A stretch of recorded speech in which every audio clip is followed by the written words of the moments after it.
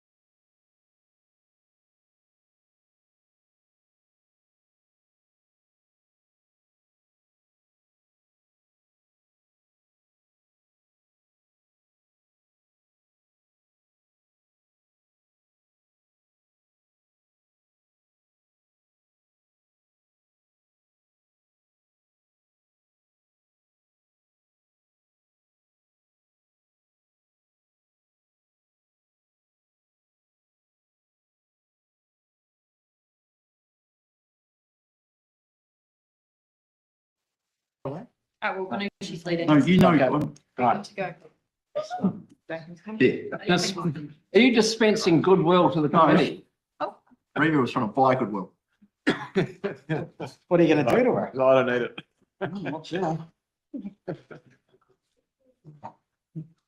Right, well, first of all, welcome, Minister. We've got you until 2:30, so we've got 30 minutes with you.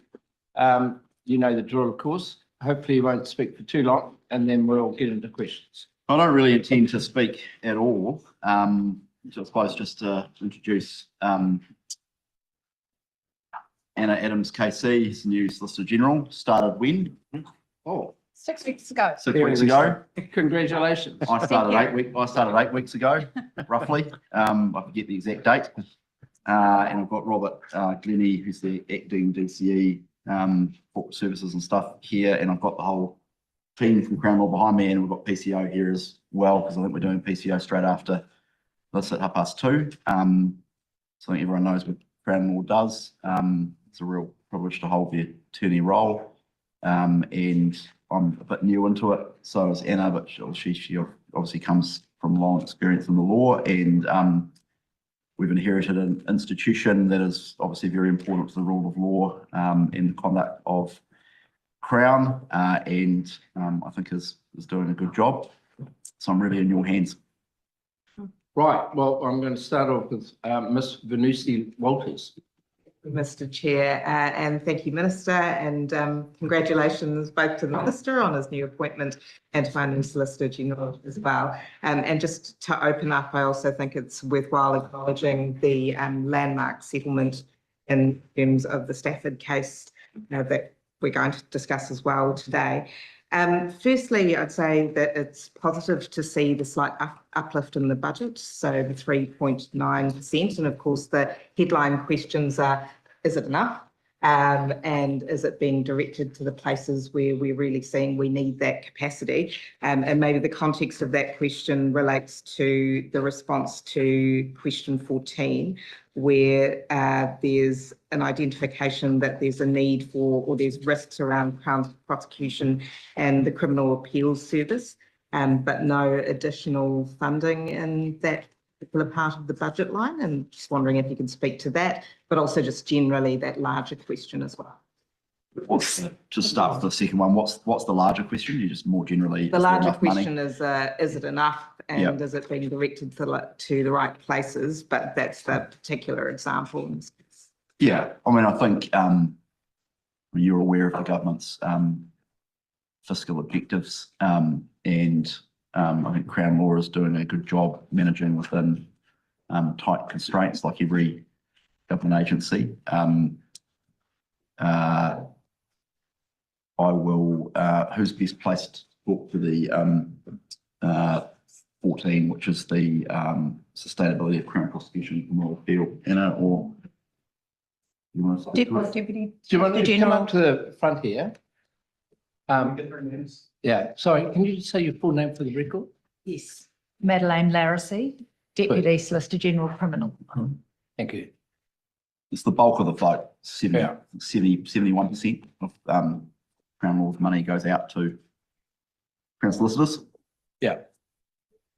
So the question relates to. The question relates to the fact that it's an identified risk that there might not be sufficient capacity for Crown prosecutions and criminal appeals services. Yes. But in the breakdowns, it doesn't look to me like those appeals have had an increase in funding. So the increase has gone to the constitutional and the other team, essentially. That's right. We had an increase to the bulk fund, which funds Crown prosecutions, which are conducted around the country by Crown solicitors in about 3 or 4 years ago. That is a capped fund, and it hasn't increased since then. Undoubtedly, there is a steady percentage increase in the proportion, in the volume of cases Crown solicitors prosecute, which is the more serious ones. And we manage the sustainability of that service by monitoring those that workload and pretty carefully. So we don't see any occasion to be suggesting that it's got to the point of being unsustainable at the moment, but we do have forecasting that suggests in a year or so, we will have to be looking at that carefully again if volumes continue to increase. For the appeals work, much like the criminal trials that they come from, criminal appeals are increasing in volume year on year and in complexity. One of the mechanisms we have for managing within the money available in the criminal appeals appropriation, which is separate, is we can either do the appeals ourselves, which we do most of, and certainly the more complex ones, or we brief them mainly to Crown solicitors, and we have very cost-effective arrangements for doing that. Essentially, we will put a cap on how many hours they can charge us for, regardless of how much time they spent. There is a judgment there in particular cases, but they're arrangements that are extremely beneficial for the Crown to deal with criminal appeals. Thank you. So with the public prosecution service, the funding stayed the same, and I understand that maintaining costs. In the last cycle, there was a requirement to make some savings. Which team was that? Made to get a benchmark? So we went through about 4 organisational restructures in the last 2 years, focused on enabling services. We define frontline services as legal counsel, Crown Law. So this was corporate services really taking the brunt of the savings. Yep. So not to public prosecution services? No. Okay, thank you. Right, you right with that? Yep. Right, You I'm are going to go. executive assistants, basically. Is that right? Fewer Fewer corporate services, yes. corporate services, okay. Okay, I'm going to Joseph Mooney. Yeah, thank you. And look, it's just a follow-on question, noting that it's approximately 71% of Crown funding is distributed to the Crown Solicitors Network. And look, I've, just from the context of my own background, I was on the Crown Prosecutor panel, but primarily did defence law for about a decade. Something that would really decomplexify things would be the evidence provided early and comprehensively, because there's a real game, frankly, that goes on with not providing disclosure early, and the Criminal Procedure Act doesn't actually require it for a plea. That's an issue in itself. But repeatedly, I did a lot of jury trials. Repeatedly, evidence would only be provided at the last minute, or in fact during the jury trial. That leads to a lot of complexity. So could I just ask if there's any thinking around addressing that fundamental underlying More of issue? more of a policy or operational issue rather than a funding, but Well, it comes back to the funding, because I mean, the Man- funding of complexity is because of this underlying issue. you're probably right. I definitely, of course, anyone in the criminal justice system, whatever side they're on in terms of being a party or a judge, recognises the problem you're mentioning. The Crown Prosecution Network certainly uses the levers it has. It's important to remember, obviously, in this context, that the body that has the material that's available for disclosure is not the prosecutors. It's the investigative material, and that is held by police. Police are working to develop various processes and have developed what we call the CJSU, Criminal Justice Support unit. Yes, thank you, which is responsible for disclosure in great bulk of certainly the less serious cases, and they have various other mechanisms to ensure to support the Chief Justice's practice note to make sure that disclosure is happening. That and possibly more attention now in terms of the recognition that's difficult disclosure cases, which literally just flow from the fact, as you'll be well aware, that so many more cases involve great volumes of electronic evidence. Those cases need careful judicial management as well. And there are increasing processes to ensure that, but of course that just adds to judge time. But Crown prosecutors, where they are aware that disclosure needs to happen and hasn't happened, are under very solemn expectations, which they fully understand, to make sure that police do disclose material. What is disclosed late, in my experience, is often reports that have come in late, or formal written statements that weren't available earlier, or material that hadn't been recognised as being relevant until issues crystallised. But certainly accept that the Crown has an important part to play here. If I could ask one more supplementary on that, Chair, just very briefly, just and thank you for that. That's a very good articulation, I think, of some of the issues, but and recognising it's usually the instructing agency that is responsible for the disclosure. But is there a piece of work being considered to address that fundamental issue and working with those agencies to develop a better practice? There is actually. About 3 or 4 years ago, we set up with police, for instance, a senior Crown solicitors working with some senior people in police, a disclosure working group, to not only help me finalise some guidance, which we put out to all Crown prosecutors, but also to be identifying the types of cases where disclosure issues are routinely arising, or trying to sort of anticipate what the future disclosure issues are going to be. So that's one mechanism we have. The other mechanism, of course, is that disclosure issues are being increasingly litigated. So our office, me in particular, pay a lot of attention to that case law, and then thinking about what are all prosecutors' responsibilities, not just Crown prosecutors, based on the case law that we see evolving. Thank you. Okay, now going back to Vanessa Walters. Thank you. Just recognising that in terms of predicting for future workflow, this is one of the areas where it's very difficult because you're responding essentially. However, there is one area where the work is either generated or not, depending on what the government passes in terms of legislation and what kind of litigation risk it presents. Are we seeing an increasing number of judicial reviews taken against the government in recent times? And is that why we're seeing an uplift in the budget relating to constitutional issues? For the first question. That's a good question. Who wants to deal with that? Anna? Sarah? Yeah, I can address the funding at least. So the funding is really due to a technical transfer, an expense transfer. So we've taken some surplus from last year and moved it across to next year and 2 out years to help fund a new legal practice management system. So that is really the driver of that movement and funding. It's otherwise baseline is static, really. No savings required, but also no new initiatives. Yeah.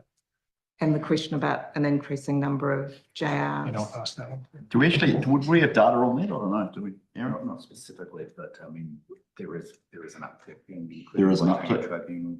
Plus the tribunal. I'm told there's an uptick. It's probably true. I mean, you'd be aware that there is a significant volume of quite significant litigation for the courts at the moment. We are waiting on 4 decisions around public law compensation and criminal cases, Patua, Fitzgerald, Apanui and Pelori. Be fair to say we are dealing with a significant range of quite complicated public law and human rights issues, some of which have arisen through litigation, others not. It's not a lot the Crown can do about that. I get sued. I'm the most sued man in New Zealand.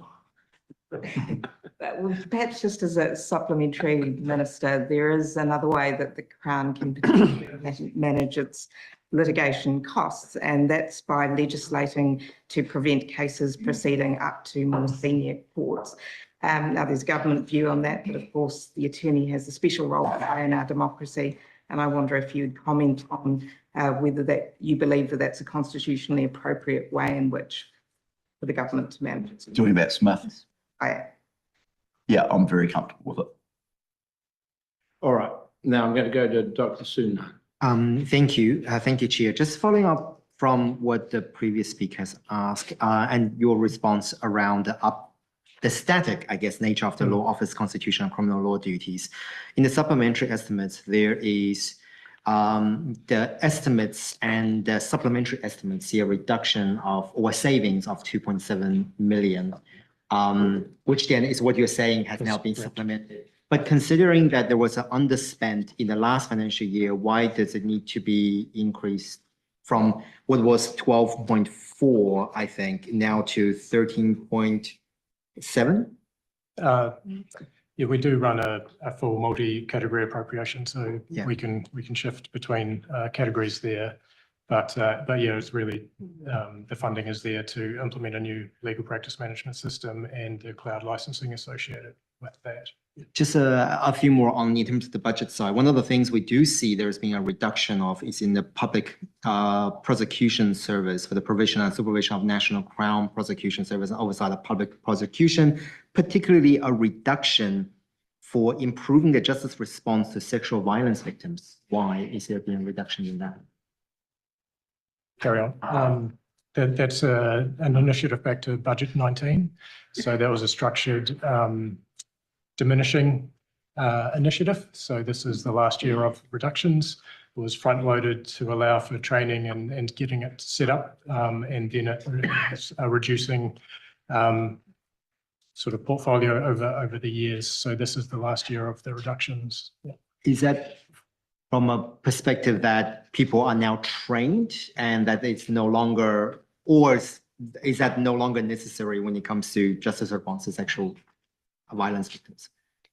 There's still ongoing funding. It's just hit now the last level of reduction, and now it would be static. So there's still allowed for the volume of cases to come through and to address sexual violence, family violence victims. Final question just around this. I think this is one of the key areas we've heard from the long-term insight briefing, and now coming to now is the increase in terms of complexity of cases. But also one of the things we heard previously is this increase in the number of people who are potentially using AI, self-representing and all of those. How would that is it something that Crown Law has factored into how they're going to be able to litigate and how they're able to, the kind of capacity or burden issue will place on Crown Law? And has that been factored into this year's budget? I don't think it's been factored into the budget, but it's I don't know, do you want to comment on AI, or someone? Erin? It's, in terms of Crown prosecution sorry. specifically, these issues mainly arise in the context of more pretrial applications. Yeah. So Crown solicitors are dealing with them. They're arguing those. We measure the total time that the Crown Prosecution Network is spending on cases over the course of the year. As we see the total hours increasing and the total number of cases increasing, that does go into obviously our overall sort of assessment of at what point does the current funding become unsustainable. Okay. But we're not sort of in a position to single out the impact on the Crown Prosecution Service of challenges that are being raised, say, by AI in the context of evidence. Okay. We're looking at But what total about hours. from your perspective, how much are you using AI? Are you using that to help mitigate some of the cost escalation you're saying because of the complexity? Has it been embraced within the department? I could speak to that. In the legal environment, AI is both a complicating factor and a solution. So in legal research, for example, our library is trialling the same AI system as the courts are, which essentially it's a legally research function, orientated around case law, and it makes researching incredibly quick. Yeah. For then absorption by librarians and lawyers, and it speeds the process up. In the document and evidential analysis space, AI is also quite a revolutionary solution to very large volumes of evidence. For example, these days you have a legal AI program called Harvey, which can essentially take all of the documents loaded into a database for a particular case, put them in a document vault, and then enable the lawyers on the case to query the vault instead of reading the documents, and then cross-check the answers it gives them against it. So the Crown Law at the moment is in a process of trialling these different solutions. They will make a difference to legal practice generally, and obviously as an organisation we have to keep up with it. So I see them more as solutions rather than problems, but there is of course many ethical and legal concerns around actually using AI directly without human involvement and legal involvement. I think it was a Supreme Court case the other day in which self-represented litigant cited a bunch of cases that were generated by AI that were made up. Phantom cases. Was it Supreme Court? But the reality is, Senior Court of Appeal one, we spent hours trying to work out Find what it. these citations were. Oh, really? Yeah. but that doesn't, Yeah. good AI practice will always have a role of a shimmer. That's number one component in it. But in terms of the people you're opposing in court, they'll be using as much as anyone. So it should be regarded, I presume, as a way of at least dealing with a lot of the research, as you quite rightly say, but also framing up arguments. But ultimately, you will have your prosecutors all have to have a deep knowledge of what's going on, I presume. But anyone who's not using AI must be well behind the ballpark. It's an essential part of legal practice increasingly, and the courts themselves issued a protocol about it, I think it was last year, giving guidance to when lawyers can use AI and when they must cite that they did use it. And so I think we do have a framework in New Zealand for the use of AI in litigation. But yes, if Crown Law is practicing in this space as it must do and it must lead in this space, then it needs to absorb AI like every other firm. Thank you. We're going to Todd Stevenson. Oh, thank you. Well, if you're okay, Anna, I could ask you some questions. Sorry, Minister. But I want to say thanks for taking on this role, and actually thank you for your service on the Farm Act Board. But actually staying a little bit with this theme, you've come obviously in from private practice. Workforce capability within Crown Law, what have you observed? Are there any kind of skill gaps or things that you're thinking about that are going to need to change in the next year or two around the types of people you have employed or the skill sets you need, particularly with some of these changes, say, in technology? Not immediately, and my impression is that Crown Law is a wellspring of legal talent and expertise. They're extremely talented Auckland lawyers spread across the Auckland and Wellington offices. Obviously, our practice has to evolve depending on the demand that comes in from the government. In the last couple of years, I can see, looking at the patterns, that there is an extremely high demand in the area of infrastructure, natural resources, planning, treaty cases, public law cases. So that naturally means that we have to shape our legal workforce to meet that demand. But that's something we have in common with all legal practices. And of course, we run a national practice across both offices, and we have I guess what you might call a porous membrane with the wider legal profession, and that people work at Crown Law and then they work elsewhere in practice. And I think that's a good thing. It strengthens and diversifies the organisation. Which is actually just one more supplementary, which is actually going to be about retention of talent, because yeah, obviously they may come to Crown Law, get a great foundation to private practice. If you thought about ways of either attracting people back or trying to retain them with different initiatives. I think the thing that retains people at Crown Law is the quality and the interest of the work. I think that really is what does it. Yeah. But I don't see it as a bad thing that people might come and go. I think that actually diversifies their experience and strengthens their different variety of legal perspectives. And particularly with litigation, it's actually a real skill builder for any lawyer to practice in different environments and subject areas. So Historically, Crown Law has been regarded as great training ground's the wrong phrase, but a great place to work, because the quality of the work you work on, sort of almost by definition is interesting and intellectually stimulating, and that's a good thing.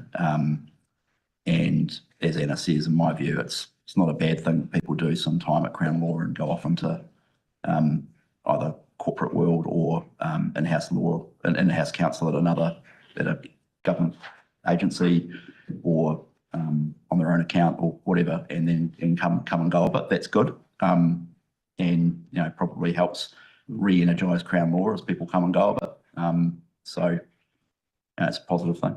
All right. I started as a summer clerk at Crown Law. Did you? I did. Oh, gosh. Back when they took summer clerks. Now, Make the jump for a full-time job. Maybe we should bring it back. We've got 5 minutes left. So I've got 2 questions from Benicia Walters. Thank you, Mr. Chair. And I didn't get to ask this supplementary earlier, but I wonder, Minister, you'd expand on your answer to my last question. About Smith. About Smith. Sure. Because it sounded to me like the Minister is saying that there is no constitutional difference if the government legislate before a case reaches the Supreme Court versus after. Now, in my view, those are quite different things. Can you frame this in terms of the budget? I'm happy to answer it. money on It's a forward-looking Yeah, cost okay. in terms of managing litigation, and it felt to me that the Minister was saying that this is an appropriate way in which to manage future litigation risk, which attaches to future litigation costs. Well, it's actually a relatively straightforward issue. We have the Supreme Court judgment, which has left open the idea that a tort of climate damage could be developed. The government's view, I think reasonably, is that we have an entire statutory schema to deal with climate change. It's called the Climate Change Response Act and the Emissions Trading Scheme, and that for very good public policy reasons, allowing the courts to develop in an ad hoc way, potentially develop, and I stress potentially because the Supreme Court didn't actually rule on that, they just said it's open. The prospect of that is destabilising for business confidence and for the proper development of the law. And so you kind of got 2 options at that point. You can either say, okay, well, that's interesting. We can let the court develop, let the law develop and come back in 8 to 10 years and potentially legislate over the top of it. In the meantime, a degree of chaos ensues. Or you can just cut to the quick and deal with the issue now, and Parliament can act to make sure that that doesn't happen through putting in place a statutory bar. and provide legal certainty. And that's the decision that the government has taken. And that to me feels like an appropriate course of action. It's no fruits of litigation to get rid of. So the minister doesn't believe that it would have been the more constitutionally appropriate thing to let the court case proceed to the Supreme Court, which it's scheduled to do next year. No, I think part of the problem in the development of the law over the last few years in New Zealand is that Parliament has been too unwilling to legislate when they think the law has taken a wrong course. Ultimately, in our constitution, the elected chamber, the elected legislature is sovereign, and Parliament is supreme. And if Parliament thinks that the law is taking an incorrect course, then they should say so. And that's what legislation ultimately is. Okay, so something new? Something new, all right. So this is a question about the financial sustainability programs, the FSP, which was initially put in place only in July 2024. That shifted then to the organisational change and improvement team, which I understand a broader mandate. Does that mandate include the scope of looking at restructure and redundancy? What is the broadening of that mandate? Sorry. No, you want to go? It does have a broader mandate than the financial sustainability program, yes. I guess the foundation of it is a similar concept, but we did establish the financial sustainability program to look at surviving within a reduced baseline. So that was really the nexus of that. So we went through some organisational change. We've looked at process improvements to help make more efficient legal services. And then this has sort of spurned the need for an organisational change and improvement team. And that will, one of the biggest projects is this legal practice management system that they will look after. If there is a need, then potentially this team could look after or help support some organisational restructuring if required, certainly, but that's not the purpose of it, no. Okay, right, we're at 2:30. I'm going to thank the officials. Thank you. New Solicitor General. Thank you for coming in. Now, you're obviously going to stay there, Minister. I'll stay, because we're just about- hop over. We've got We've got another Cassie Nichols PCO. and Casey. You got some more lawyers. There's another Rapid case. transition. Thank you. It's good to see you. We will see you Watch as well if you again. want.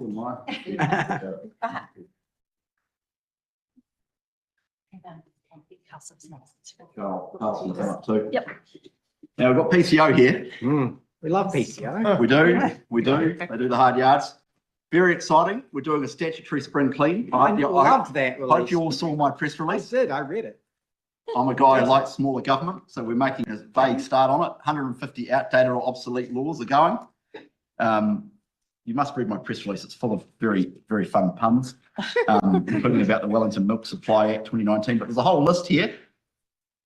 Duncan, you'll be very upset. The Canterbury Society of Arts Reserve Act 1889, Extension Act 1891.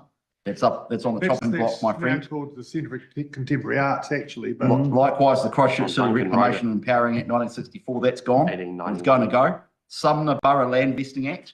I haven't seen any did you for throw Beck Tauranga. Carter in there as well? The Dunedin City Fish Markets and Empowering Act 1918.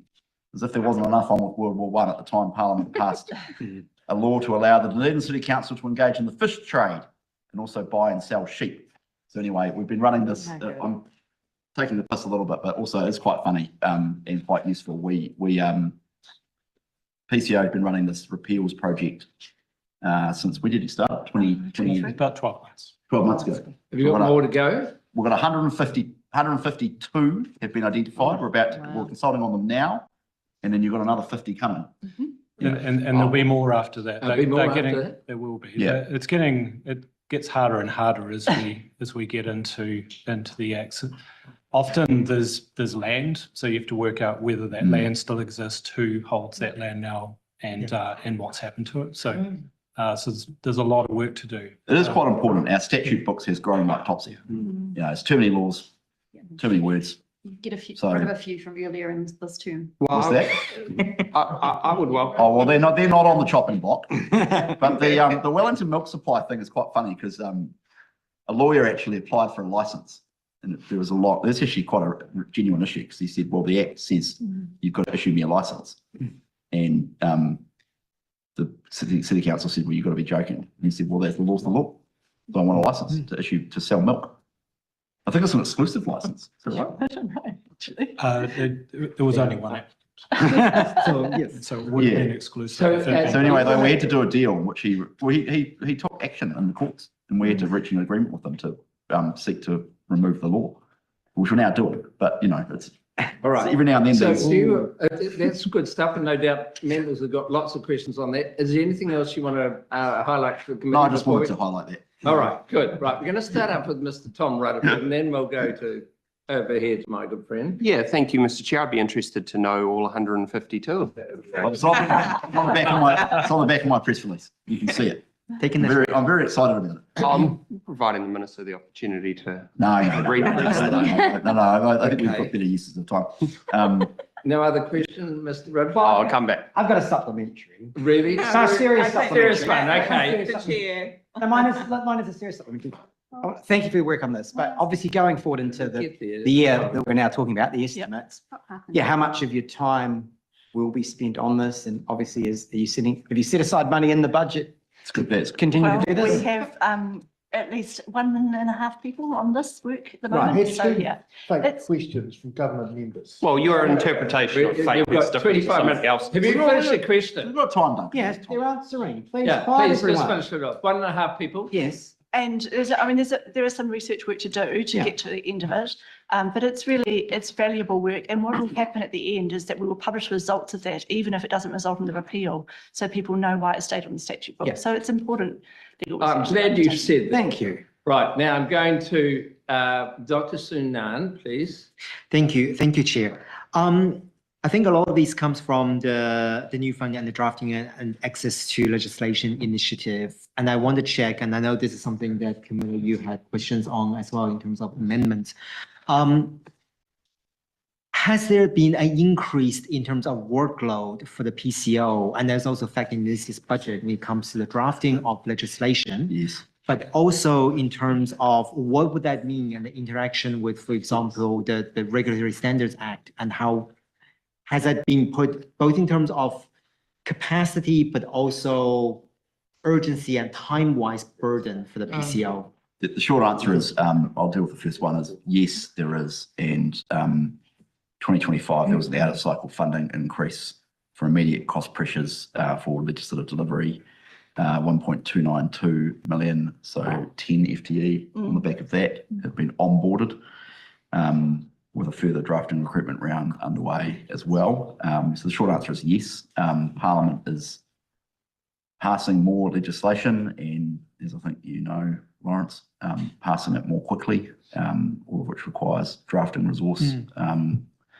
And what was the second question? It was quite a good one. I think the second one is whether then this runs into both capacity, but also in terms of the kind of urgency we're seeing in terms of a lot of the legislation, whether that also adds additional pressure in terms of the 10 FTEs that you just mentioned, Minister, and how would that work in terms of the spread of those 10 FTEs? Well, you do things more, I mean, just to make a general point, and Cassie might want to comment, but if you do things more quickly, you've got to get them right by definition, and that requires resource to check. And by definition, if you do things more quickly, sometimes you've got to go and fix them, and all of which requires drafting resource. I just make that as a general point. Cassie might want to comment on. No, that absolutely, attorneys. I mean, it's absolutely second to what the attorney said, but also I suppose simply adding more FTE probably isn't our long-term solution. Like, it's an important aspect, and it's been really significant to be able to do that drafting recruitment round and another one this year. But we are looking at our digital tools as well to try and get it to a more sustainable approach, ensuring that we can automate some of our low-hanging fruit quality review tool, explanatory note, first draft generator. These are important aids, I guess, to helping to make sure that the drafting FTE is focused on the hard work. This is AI, right? AI, yeah. I would like to know more about that, but I guess does PCO see that as being a concern, and a concern addressed with the Attorney General on this potentially every successive government, well, every term, not even successive, every term, then the new government will want to play a top trump and in creating even more legislation, and we're going to be seeing more and more and more and more. Is that something that PCO has raised concerns with or is aware of?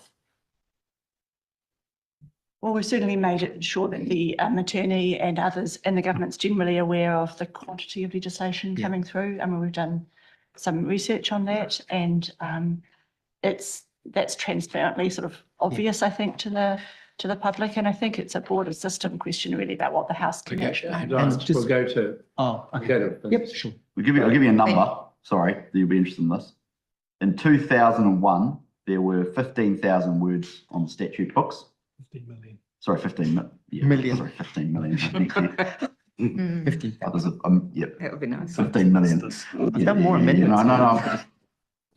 Yep, 15 million. And in by 2024 or 5, we'd got up to 23 million. Yeah. So They new it's ones, quite a words sharp you'd found. increase. Eh?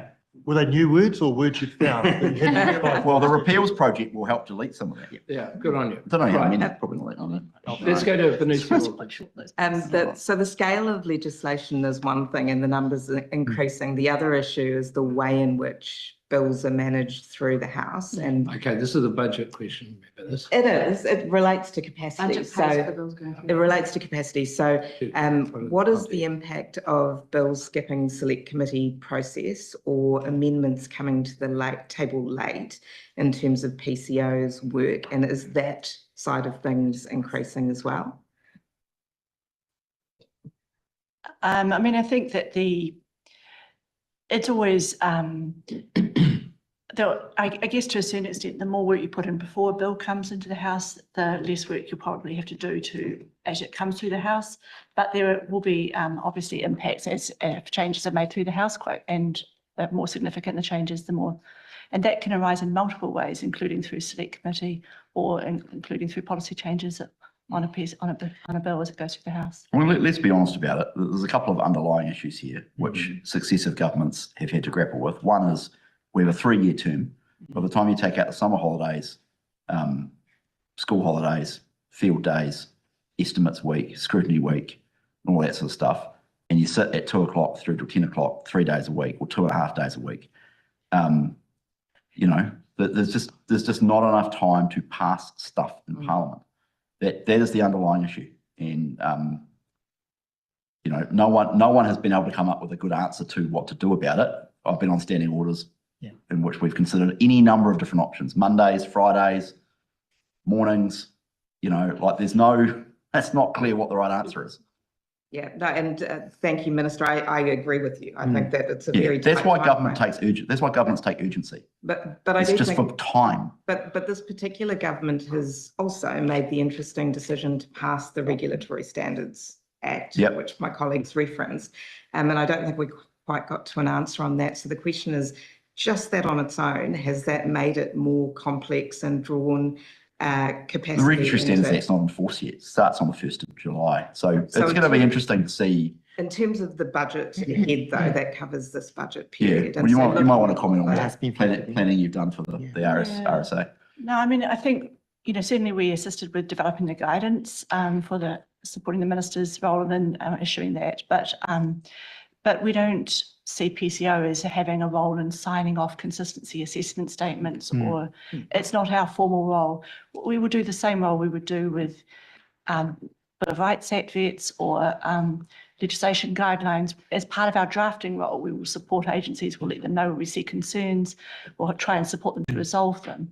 But we would see that as part of our drafting role rather than having an additional new role to deal with Regulatory Standards Act. The consistency statements are issued by the agencies. And obviously in the drafting, PCO will, many of the principles in the RSA reflect LDAC guidelines already. They do, very much so. So this is the sort of thing my drafters are used to thinking about and developing. So it almost seems like a duplication in many ways. It doesn't add extra resource in terms of Well, considering.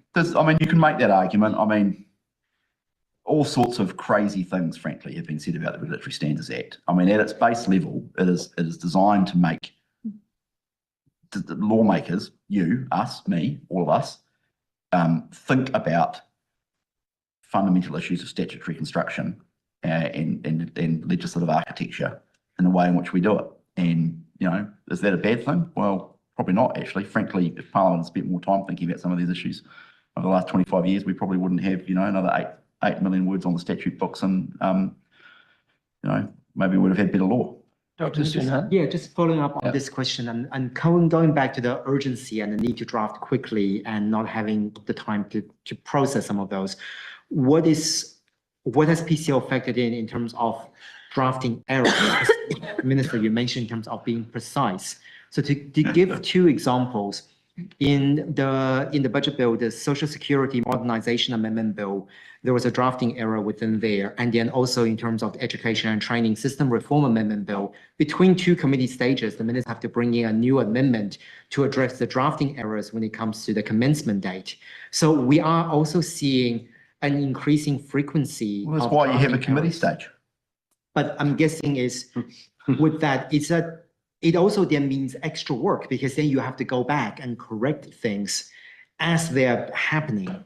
Is that something that is being considered or factored into as part of this, the drafting legislative agenda that's being proposed? I mean, we will factor that in the sense that when we've got a complicated large bill that's moving at speed, we're more likely to put more than one person on that bill to ensure that we've got enough resilience in the team and agility to cope with issues as they arise. But obviously, if issues are moving at pace, there will be things that arise in that context.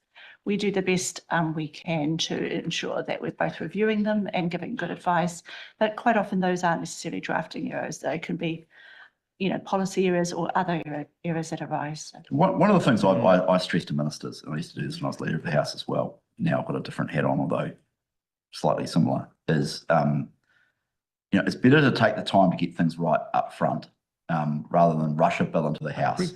And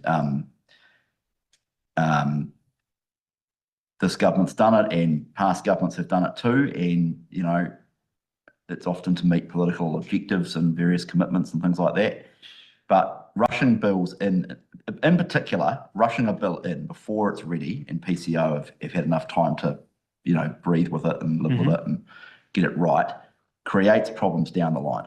And there's a number of examples of bills before the House right now where things were probably rushed and have run into big problems. So, but, you know, but as I say, the underlying constraint on all of this is A, we only sit for 3 years, and B, not enough time in Parliament to do what the government wants to get done. And it's not just this government that's faced that problem. The last government did too, and the government before that. Okay, right. We're going to Venusi, but hopefully some new material now, right? Yep, absolutely. So I understand that PCO is reviewing the wider functional implications of the Legislation Amendment Act. Yes, this is exciting. What that exciting function, yeah, already got me smiling, will look like, and what it will mean for capacity. I imagine that will be an increased capacity that needs to go towards ensuring maintenance of the website, ensuring not being the compliance officer, but certainly still being that in a hub. However, when I look at the appropriations, I see the spike in 2027, 28, and then a dip back down. And I'm just wondering at what stage you're at in terms of the review and what the modelling looks like going forward. Well, obviously we've done quite a lot so far, because we've already got the website relaunched March this year. And so the technology side of it is, you know, a big chunk of that is delivered. The next phase is really taking it forward into making sure we've got everything there in a technology sense to support the single point of access. So there's technology changes still to come, building on the website that's there now. There is also the people side of things to make sure that we've got, as you said, the people there to look after and really support agencies through the transition. We do see a peak of work over the next year or 18 months to really help agencies and support them get there, lift their publication standards to the standard it will need to ensure that single point of access works as intended. That's why we do expect there to be a kind of a real higher need of workforce before we come back to a more BAU level, I expect.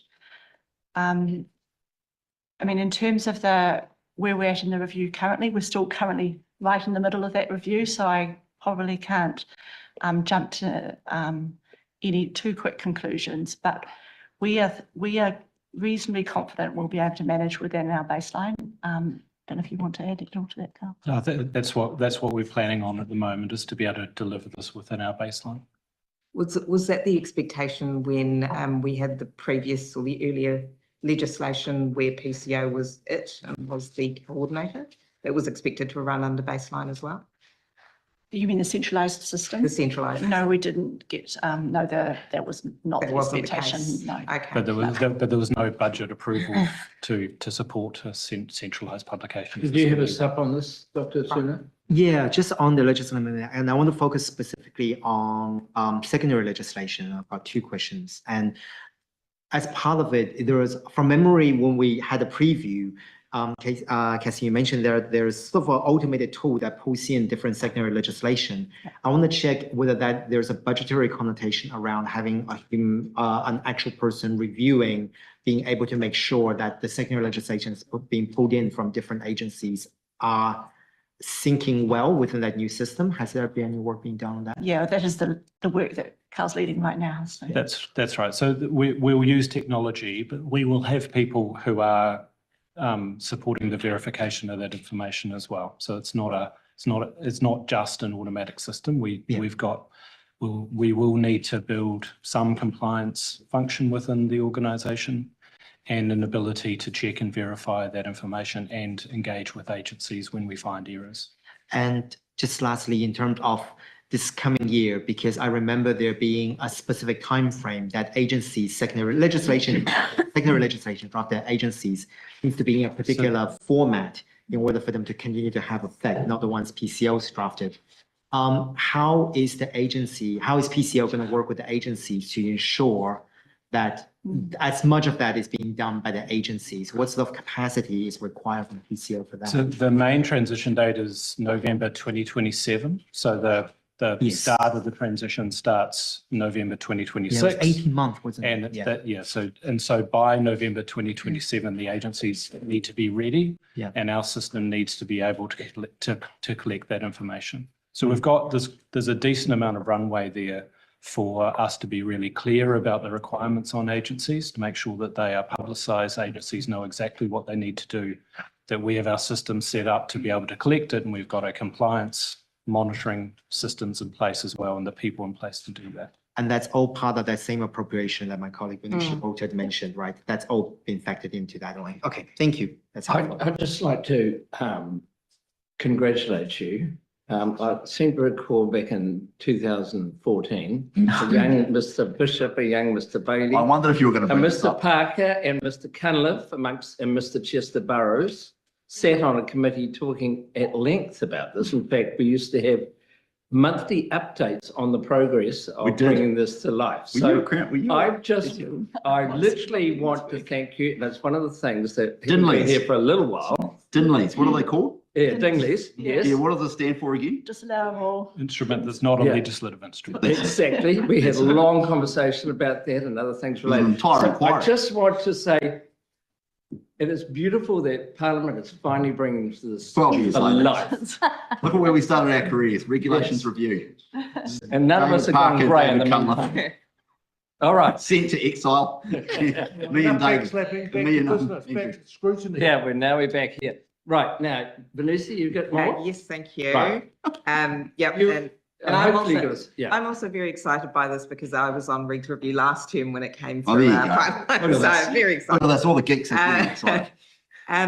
So I just wanted to talk about the workforce capability issues that the organisation is facing, because we've talked a lot about pressure, workload, ledge coming through the house much more quickly in different ways. Obviously, that creates pressure.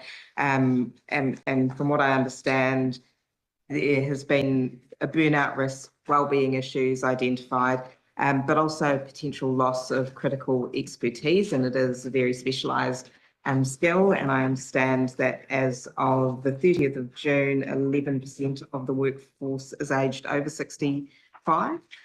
So just a question about how that's being addressed in the immediate term, because there are immediate needs, but also it feels like a horizon issue that we might need to think through in terms of the decade ahead.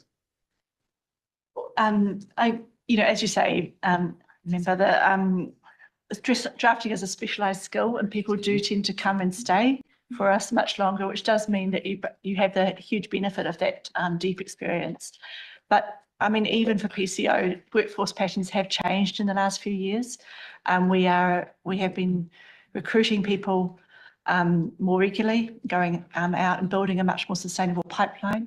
We have got in place that the new drafting development team, which the new funding allowed us to make permanent, as I said previously, which gives us a way of bringing people on board that keeps them as a tight cohort. Gives them a lot more supported entry to the drafting kind of specialisation, gives them much more consistent training, and make sure that it's more robust. To a certain extent, that enables us to feel more confident about them being able to be kind of cope with all the legislation coming through faster.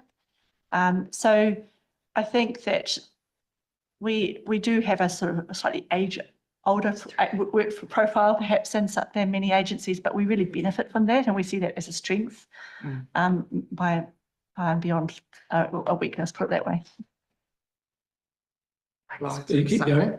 Yeah, just supplementary on that, but also on the kind of jump on this Regs review bandwagon and say that I currently sit on Regs review, but I'm not even a permanent member. I sit on an understanding orders 214. I knew you would be. But I want to check, based on what you're saying, one of the things that's mentioned is around that the funding is likely to require reprioritization. And I kind of want to check, following on from Venetia Walter's questions regarding capacity and turnover and staff retention, do you see, what does that reprioritization look like? What are some of the gaps that you see in that reprioritization, or would that affect personnel? Well, we very actively manage our vacancies. We utilise, we just very actively use our workforce levers to ensure that we're filling roles that are of highest need and highest value at the point in time. That's probably what, and with reprioritisation, we're just really assessing where the highest need is relative to others. Okay, we're going to shake it up and we're going to have Camilla Village. Thank you. I have a question. Obviously, you're here as Attorney General, and I think I can fit it into the Parliamentary Counsel side by asking about your role in vetting legislation as it's drafted. I've read two of your vets. Technically about the Crown Law, but I'm happy to I've take read it. two of your vets recently, and they have been critical of the legislation in the sense that they've found Bill of Rights breaches on move on and on man-woman bill. I just wanted to ask you what your approach is and what assurances that you can give this committee around making sure that you identify Bill of Rights breaches when they arise in legislation that you're vetting in your role as Attorney General. Sure. I mean, it's the same process as has been since 1990 per Section 7. So I get advice from both the Ministry of Justice and Crown Law, depending on the type of bill, and I form a judgment based on that advice. And then if I decide that it is a breach, an unjustifiable breach, because there are lots of things that on their face breach the Bill of Rights, but the issue is, of course, Section 5, as you know. Is it a justified limit on a right? And if it is, then I issue a Section 7 report in accordance with the law, and the legal advice is published. So we waive privilege on that. So it's basically the same process as has been since 1990, and I'm intending to do that. And I see it as a critical part of the attorney function. Providing independent and free and frank advice to the Parliament about rights issues. So I did that on the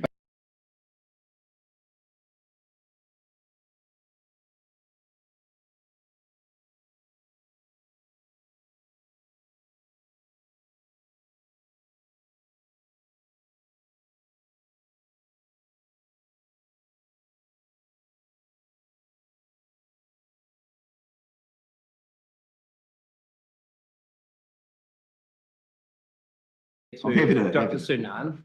I was just going to make one little comment in addition to that. I'm I hope sorry. it's in. It's very, I'm happy to- Dr. Sunan. I was just going to make one little comment in addition to that. I'm I hope sorry. it's in. It's very, very quick. No, it's not in the budget, and I'll rule out it and keep It's going. not, it's nothing to do with this, but I'm happy to answer.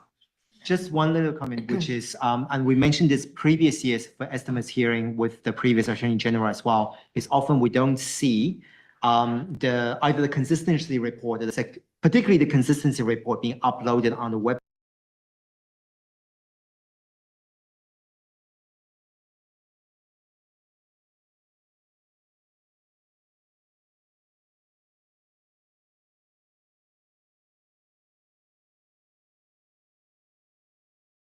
Last question. Responding to, I get a goodie. what's the minister's view on significant amendments that are made to bills and the fact that we don't currently have an updated Section 7 Yeah, well, on those?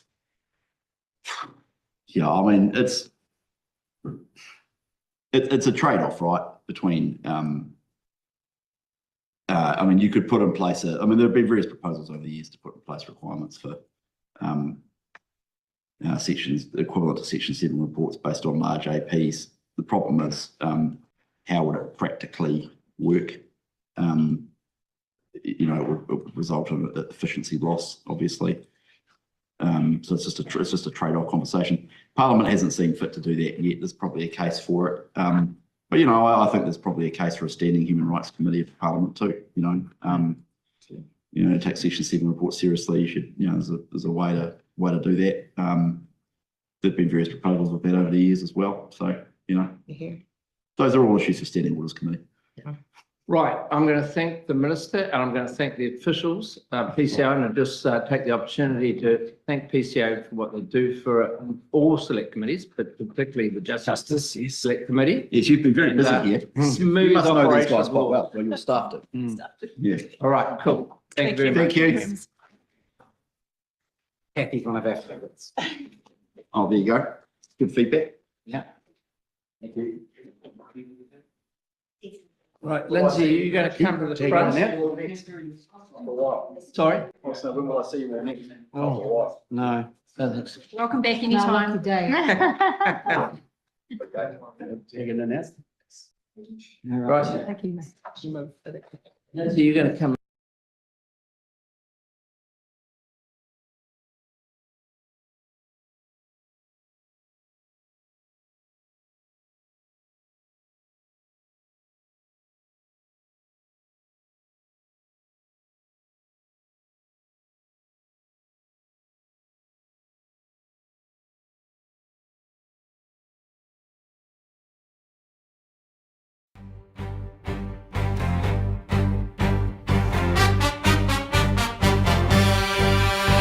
Madam Speaker, kindly note.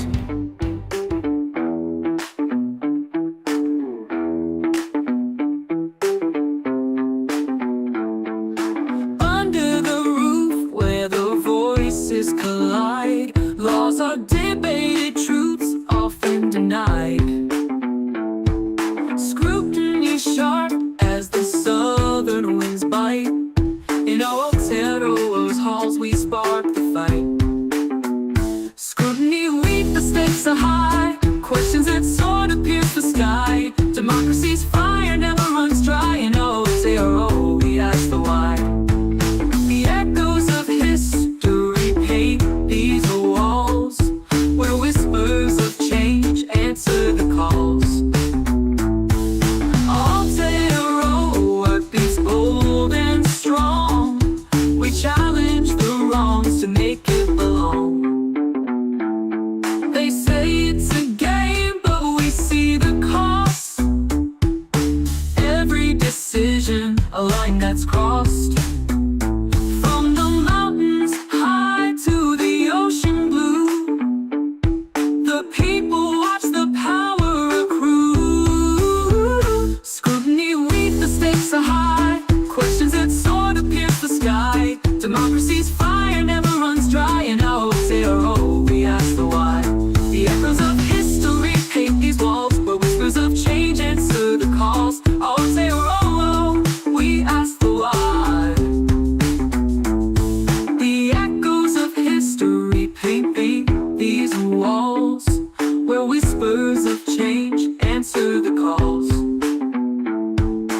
Aotearoa, we ask the why.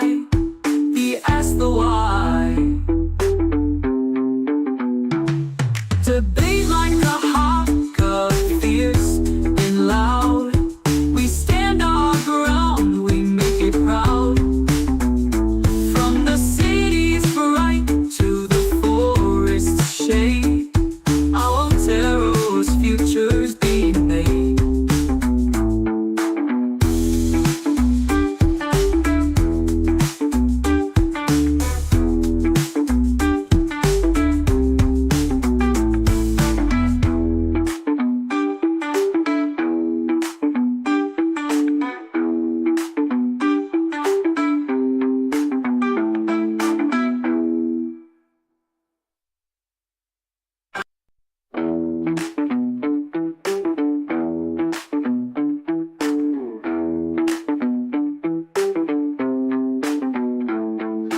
Under the roof where the voices collide, laws are debated, truths often denied. Scrutiny sharp as the southern winds bite. In Aotearoa's halls we spark the fight. Scrutiny, weep, the stakes are high. Questions that soar to pierce the sky. Democracy's fire never runs dry. In Aotearoa we ask the why. The echoes of history paint these walls, where whispers of change answer the calls. Aotearoa beats bold and strong. We challenge the wrongs to make it belong. They say it's a game, but we see the cost. Every decision, a line that's crossed. From the mountains high to the ocean blue, the people watch the power accrue. Scrutiny, weep, the stakes are high. Questions that soar to pierce the sky. Democracy's fire never runs dry. In Aotearoa we ask the why. The echoes of history paint these walls, where whispers of change answer the calls. Aotearoa, we ask the why. The echoes of history. Yes, join corrections. Yeah, Minister, nice to have you here. Good to be here, Mr. Chair. Hopefully you know we're talking about corrections, but I presume you do. Yes, We have got you for an hour. yes. So you've done the drill many times before. So hopefully we'll just have a short introduction and then Yeah. we'll get into the questions. Yeah, I know I'm a bit late, so we can go catch up that No, time. 3:05 is perfect time. But yeah, so thank you, Mr. Chair. Thank you to the committee. So my name's Mark Mitchell. I'm the Minister of Corrections. With me, I've got Rachel Leota, who is our Corrections Chief Executive. She has stepped into the role with Jeremy going to MCERT. She already had a lot of experience as our National Commissioner in Corrections, and but she's coming at a time where we've got a lot going on, and she's doing a fantastic job. So great to have her up here with me. And the other thing that I brought here is I'm going to make some quick opening remarks, but Roe is just sort of wondering if these were for him. But what they are is they're called, the police have got police merit awards, and they're awarded to police officers who, display outstanding service. And corrections, I really wanted to introduce a corrections merit award. And so that has just been delivered in the last 3 or 4 months. And Rachel has had 2 ceremonies, which I'll sort of refer to, in my opening remarks. But now it means that our corrections officers can be recognised for that work. They can display them on their uniform and they can wear them at formal events and things like that. So yeah, just pass them around. Yeah, I broke that box, that's all right. Yeah, cool. I'm just going to get the blame for that. It's estimates, not show and tell. Okay. You know what? I just, I'm going to take exception to that remark. Yes. Show some respect for our corrections officers. That's right. I've said that I've already I said that I give you extra time. So just show a little bit of respect. That's right. Right, so Minister, normal. please. Yeah. So looking forward to the new fiscal year. there are 4 ministerial priorities that remain clear and at the top of my mind. These are to increase prison capacity, ensure staffing levels remain proportional to the prison population, improve staff safety and reduce reoffending through effective rehabilitation. The government is committed to community safety and restoring law and order. We are unapologetic about making sure that those who need to be in prison are in prison, and I'm resolute in ensuring corrections has the resources to manage the increasing prison population. Since November 2023, corrections has added 2,837 beds, with another 240 beds expected by the end of this year. This builds on the government's support for the accelerated capacity program at Hawke's Bay Regional Prison and on the commitment to invest in the expansion of capacity at Waikeria Prison and the Christchurch Men's Prison. We've also had the highest number of corrections officers on the front line. That is 4,774 in service at 31 May 2026, with the government investing directly into the front line through subsequent budgets as well. This includes an additional 710 staff in this year's budget, with 471 of these being corrections officers. We have noted an increase in the number of prisoners associated with transnational organised crime, whose approach continues to be attempting to get what they want through influence and bribery. We have seen recently how persistent and unnerving these prisoners are. Corrections has placed significant focus on integrity and ensuring that staff have the tools and knowledge to identify and then report when they are approached by prisoners or members of the community attempting to manipulate them. I wholeheartedly support this work and know that Rachel and her team have a plan to respond and strengthen corrections training and oversight of this key area. Staff safety has also been a fundamental priority.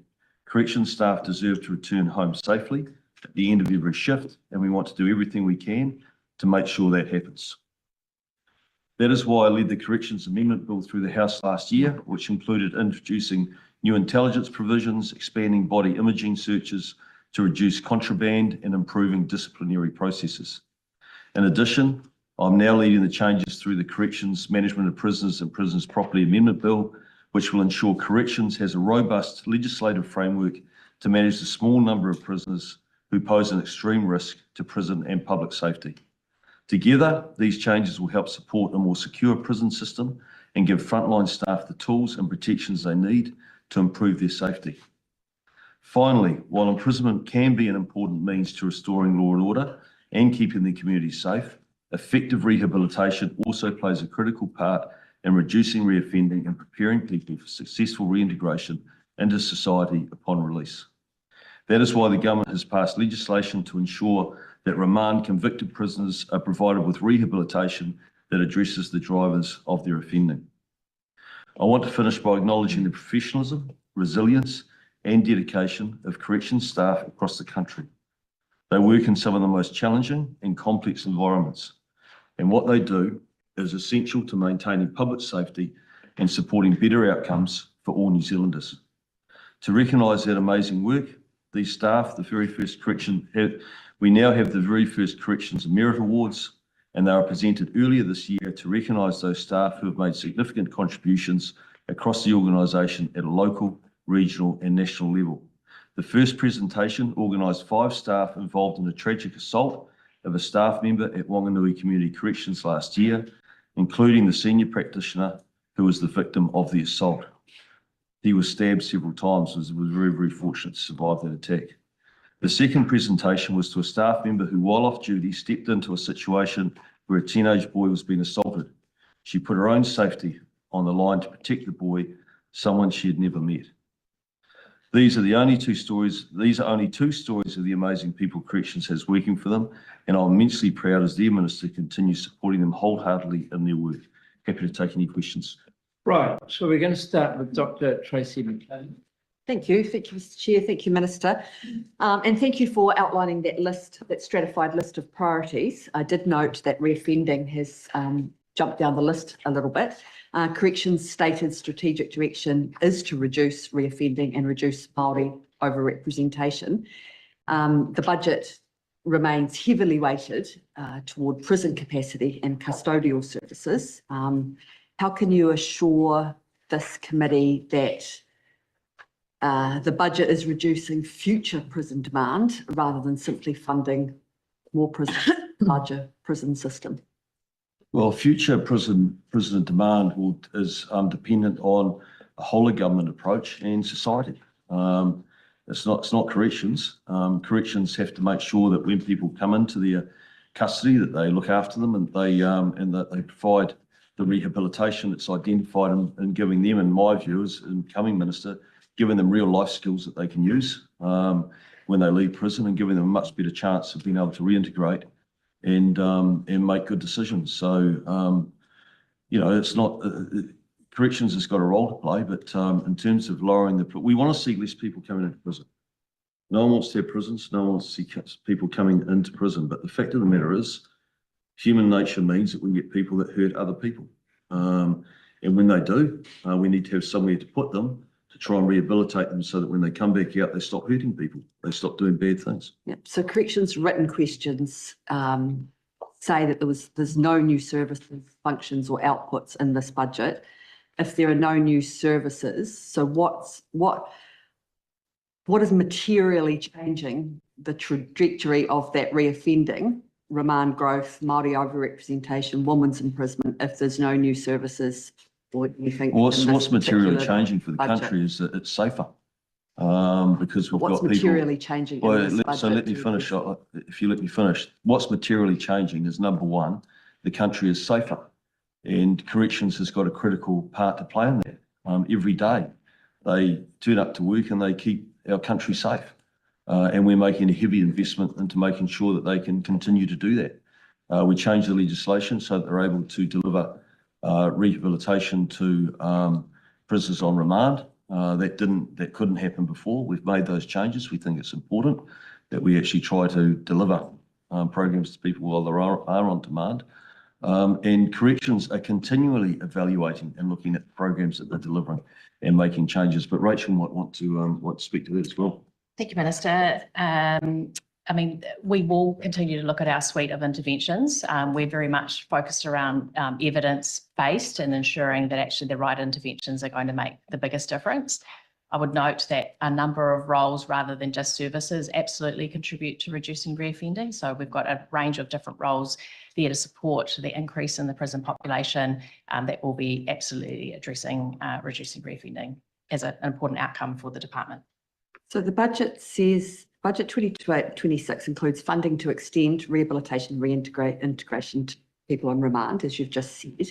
But the corrections written answers say that demand statistics aren't yet available because the eligibility criteria and available interventions are still being finalised.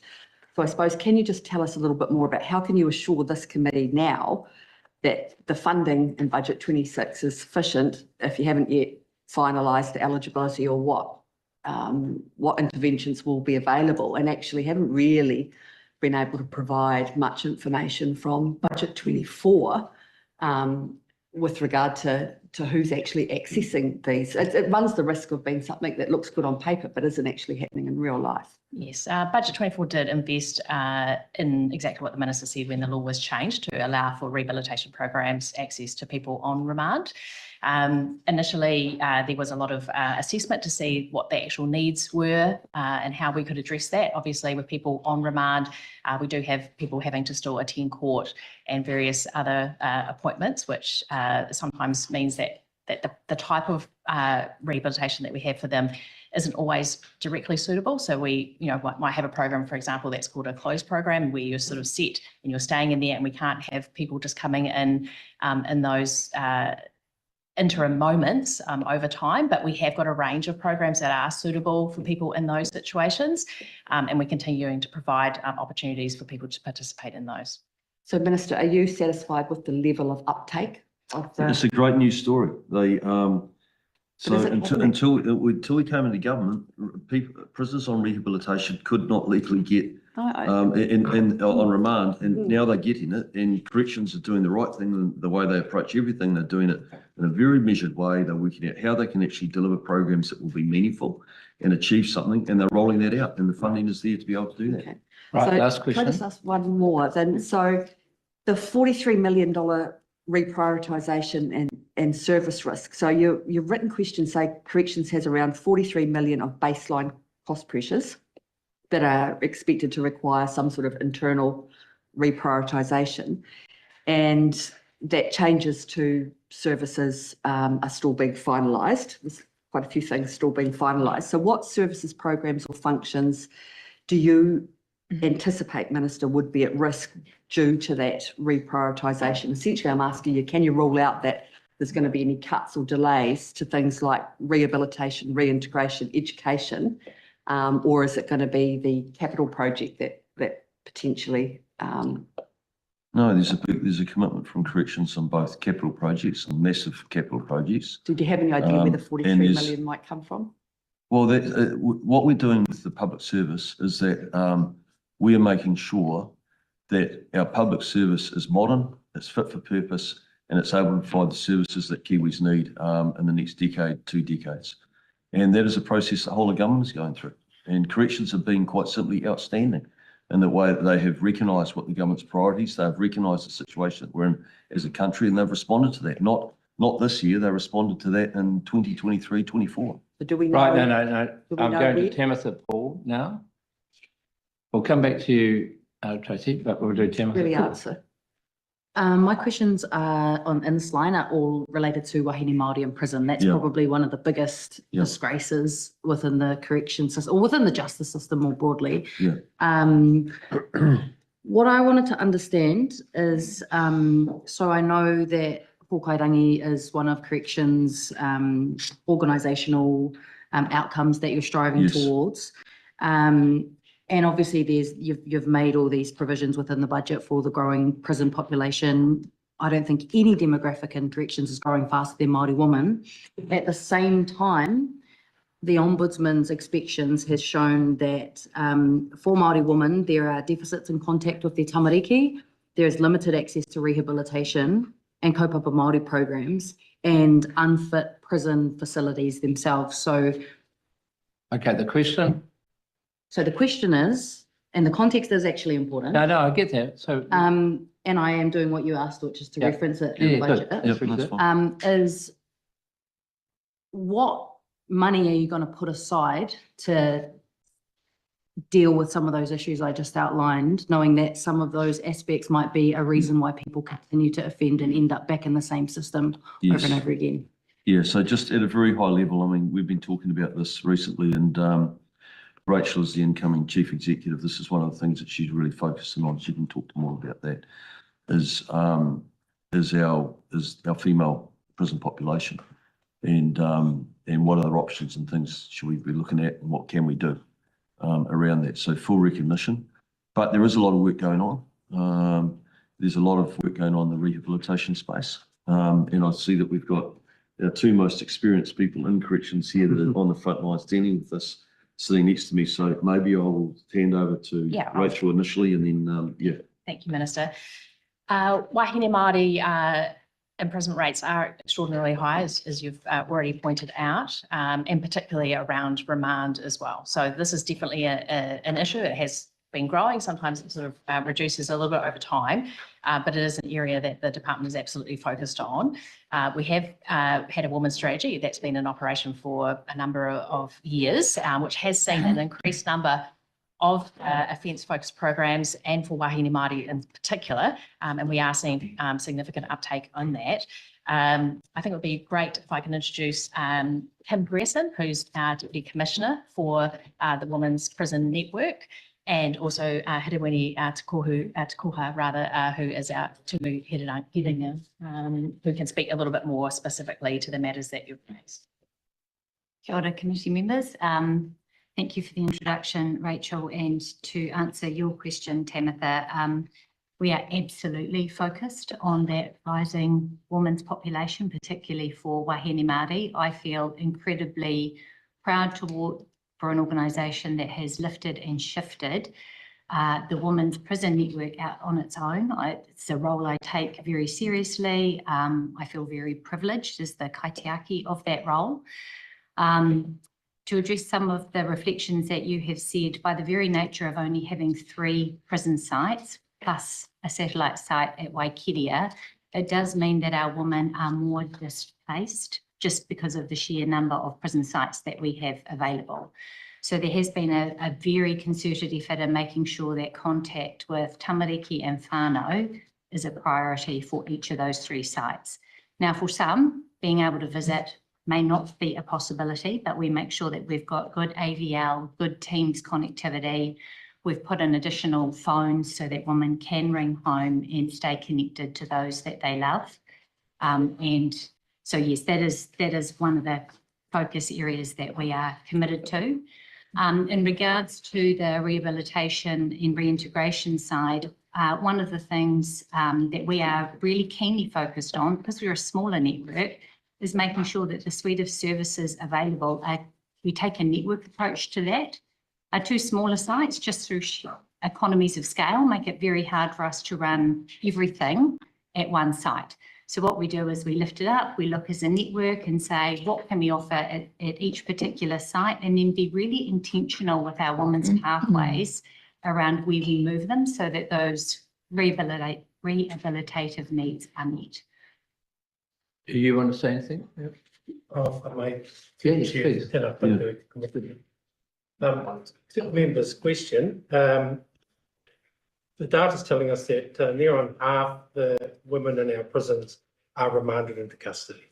So to the minister's point, where we can have strong rehabilitative offerings to that cohort of women who otherwise aren't being supported on their rehabilitation journey, the sooner we can start to move those numbers with those wahine in question. So that's a big focus for us, given the size of the remand population and Māori women as a percentage of that.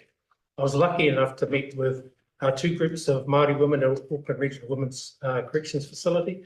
And when the question was posed to them, what does being Māori mean to you?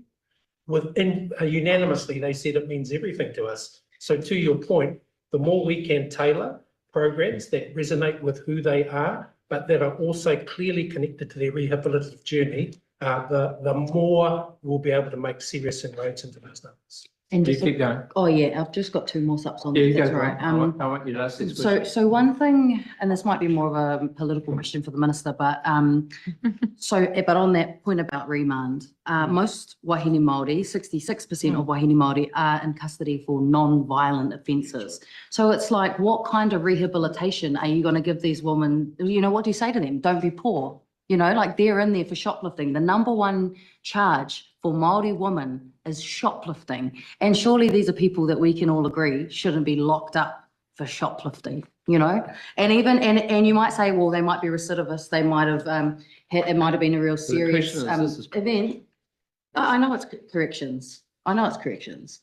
When it comes to the disproportionality on those charges between Māori women and non-Māori women, they can explain about half of that on recidivism and the seriousness of the offending, but 54% of that is unexplained.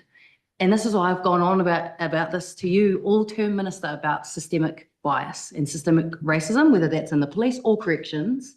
How do you explain that? And is that really a good use of taxpayers' dollars to be locking up people who have shoplifted a few items from a dairy? Well, number 1, the judges decide that. So that's a judicial decision. So corrections have got nothing to do. Have you advised the Ministers of Courts and Justice on this matter? As you know, there's a separation of powers, which is important for our democracy. And so I don't get to advise or comment on what the judiciary do at all. Well, I mean, the Minister of Justice. All that we can do as lawmakers is change laws and make laws that we then hope that the judiciary will actually understand the intent of the Parliament and they'll apply them. But so corrections has nothing to do with who they receive. They have, but when they receive people, they take that responsibility seriously. One more, because I've got lots of steps on this. Can he finish what he was saying? Well, I think he's finished. I'm not trying to diminish the point that you're making. I think we get the point you're making, but the one thing that I do want to say to you is this: don't diminish any type of offending, because even recidivist shoplifters, if you look at small and medium-sized business owners, cash flow is everything to them to be able to meet their payroll commitments. And shoplifting is taking away cash flow for them and their employees. So Totally. please don't diminish Well, the. the how thing is, significant Minister, that there type of are a offending is. range of different options available to a judge. Not every single option I is agree with you, imprisonment. but you were trying to, Imprisonment you were isn't trying to the make the solution to proposition everything. that it was shoplifting, and I can tell you now that. Oh, no, it is. that It is. it That's might- what the facts say. Yes, I know, but you were trying to diminish it by saying shoplifting is not a, It's not a just serious that offence. someone It like is a that have serious to be offence. held in custody because custody But it's- is keeping people out of the community. Yes, and the point that I'd make to you is if you go back and if you have a look at the sentencing decisions that are made through the courts, often if they're dealing with property offences, unless it's a very big and a very serious one, normally there's repeat property offences that then will require or will get a custodial sentence. Okay, I've got two supplementaries. The first one from Rima Nakle. Good afternoon, Minister and officials. Just with respect to the rehabilitation taking place with our women, what are if you could name the top three off the top of your head of issues that they need rehab with? Is it drugs, alcohol, sexual violence? We'll do this as a combo. Kia ora to the member. It's hard to be exact about the needs that the women are presenting either on remand or when sentenced.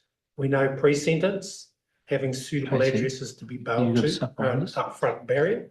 When we get into the rehabilitative space to the data that the member has presented, by and large, the single largest type of offending is around dishonesty offences.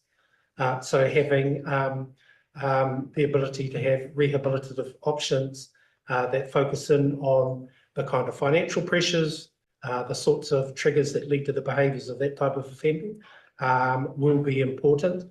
I'd have to overlay and say, while gang affiliation and related histories is low for women relative to the men's estates, for Māori women it's still 4 times higher than all of us. Right, now I'm going to supplementary from Tracy. I was Oh, just going sorry, to add to sorry. that. The other part to consider too is alcohol and other drugs. So we do see complexity, particularly for for women coming into custody. So it's really important that we are able to support them with that focus. And that's the importance too of having a suite of programs available because it will depend on the type of offending to what rehabilitative program we offer them. Just a quick supplementary. Okay. And if you don't mind, so when you say drugs and other drugs, what are the main that come to your mind that you see in your work? Drugs, what type of substances? Oh, I'm very sorry, I couldn't go into that. Okay, I'm going to Dr. McLean. Fully understand that you don't always have a say in who comes through the door, so to speak, but with the recidivism rate. We don't have any say. Well, with the recidivism rate being as high as it is, you do have a say for the people that circle back round. But with respect to the women's population, which is a really sharp rise, all of a sudden it raises two things. One, is there anything specific in this budget 2026 that's funding that's directed specifically to wahine Māori or any women's initiatives? And two, it does raise the issue of capacity. So you've mentioned that there's already obviously a satellite. But So if you could answer the first no, one, they're maybe. really good questions, but I mean. Is there anything in this budget, knowing that this is a it's just problem? been covered off. I think that a lot of what corrections are currently doing and planning to do was covered off in the previous question, but. But there's no If you want specific them to initiative. go over again what they're doing. Oh, then- no, I just want you to, Yeah, is there a investment in specific capacity initiative will and how will obviously- we know? Because Yeah. this has there's a potential here that this just embeds this disproportionality into the wider system. If this has been a sudden incline, maybe we can kind of sort it. I think it's a suddenly. fair question. It's not absolutely transparent, right? And I think that's what the member's asking. Yes. And Transparent can you, in terms of capacity.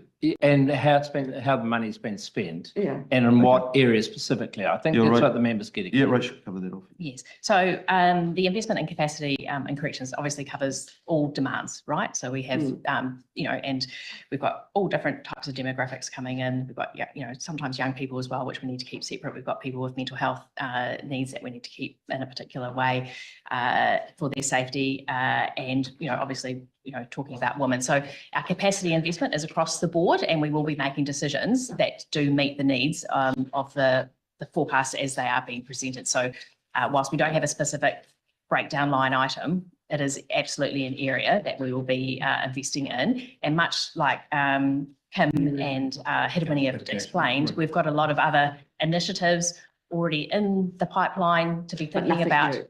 Well, I think we iterate regularly. I mean, as we've got more relationships that we want to be building in the community. So a big protective factor is actually having stable housing on release from prison. So those reintegrative needs are just as equally important as the rehabilitative ones as well. And that is definitely an area that we are committed to be working with partners on, for sure. Okay, we're going to go to Mr. Waititi, who's been waiting patiently. Thank you. Yep. Thank you, Minister. I just want to pick up on the Hokairangi kaupapa, and I just want to, this will be a straight, my first question will be straight. How much are you or have you invested in Hokairangi in regards to improving public safety, reducing reoffending, and especially Māori overrepresentation? The numbers of Māori incarceration rates actually in the last 10, 20 years hasn't decreased, they've increased. And your spending on capital works in regards to building more beds tells me it ain't going to improve. It's going to get worse. So I want to know how much has been spent on Hokairangi to ensure that there is some tailored Māori programs out there for what you're trying to achieve, which is Māori overrepresentation in the prison. 64% wahine Māori, make up the female prison population, and half, 53 to 54% of the male prison population are Māori. A huge concern that there's no reducing the numbers, but what actually are you investing in Hokairangi or any other program that'll tell me, that'll give us confidence that we're going to reduce overrepresentation of Māori in prison? Yeah, well, Hokairangi is the department strategy first and foremost. So everything in those three outcomes in terms of, public safety, reducing reoffending and reducing Māori overrepresentation is what the organisation does. Absolutely, there is more that we need to be doing to be focusing in on Māori reoffending, as you say. We need to be thinking about some different ways of engaging. Can you tell me what are those? So you're saying you're thinking about different ways. What are some of those different ways? Yeah. Hokairangi was implemented in 2019. Yes. And it's now 2026. Yes. And I need to know what those different ways are. Yep, and we've got a range of different programs specific, and I would say that actually Māori participation in all of our core rehabilitation programs is significant, and Māori do pretty well actually in those programs comparatively to other demographics. So there is that investment there. I think I've just come back to corrections just 4 weeks ago. I've been away for nearly 4 years, and I think there's a lot more that we must and should be doing with regard to focusing in on reducing overrepresentation for Māori. And Hidimini and his wider team have got a range of things that they are thinking about that actually can start to shift that dial. Hidimini? There you go. And to the member's question, some of the most recent things, and this is not to avoid the fundamental numbers that you pointed to in your question. The Māori prison population has continued in absolute numbers and in proportionate terms to increase, or certainly not to bend in a positive way. Having said that, we've done a major overhaul of our key reintegration service out of gate. It went to market earlier this year. It's pleasing to be able to say that of our 11 operating regions, 7 of those out-of-gate service provision arrangements will be through Māori organisations, either as sole lead or co-lead. So from a service provision, understanding the people we are working with and developing practices that harmonise with their rehabilitative and reintegrative journey, it's good to know that we've got 11 of our regions. The service provision will be led by Māori organisations. And the profile of Māori organisations for our contracted services is really healthy, and they're coming through an RFP process and winning those service opportunities on merit, which is what we need to be able to demonstrate.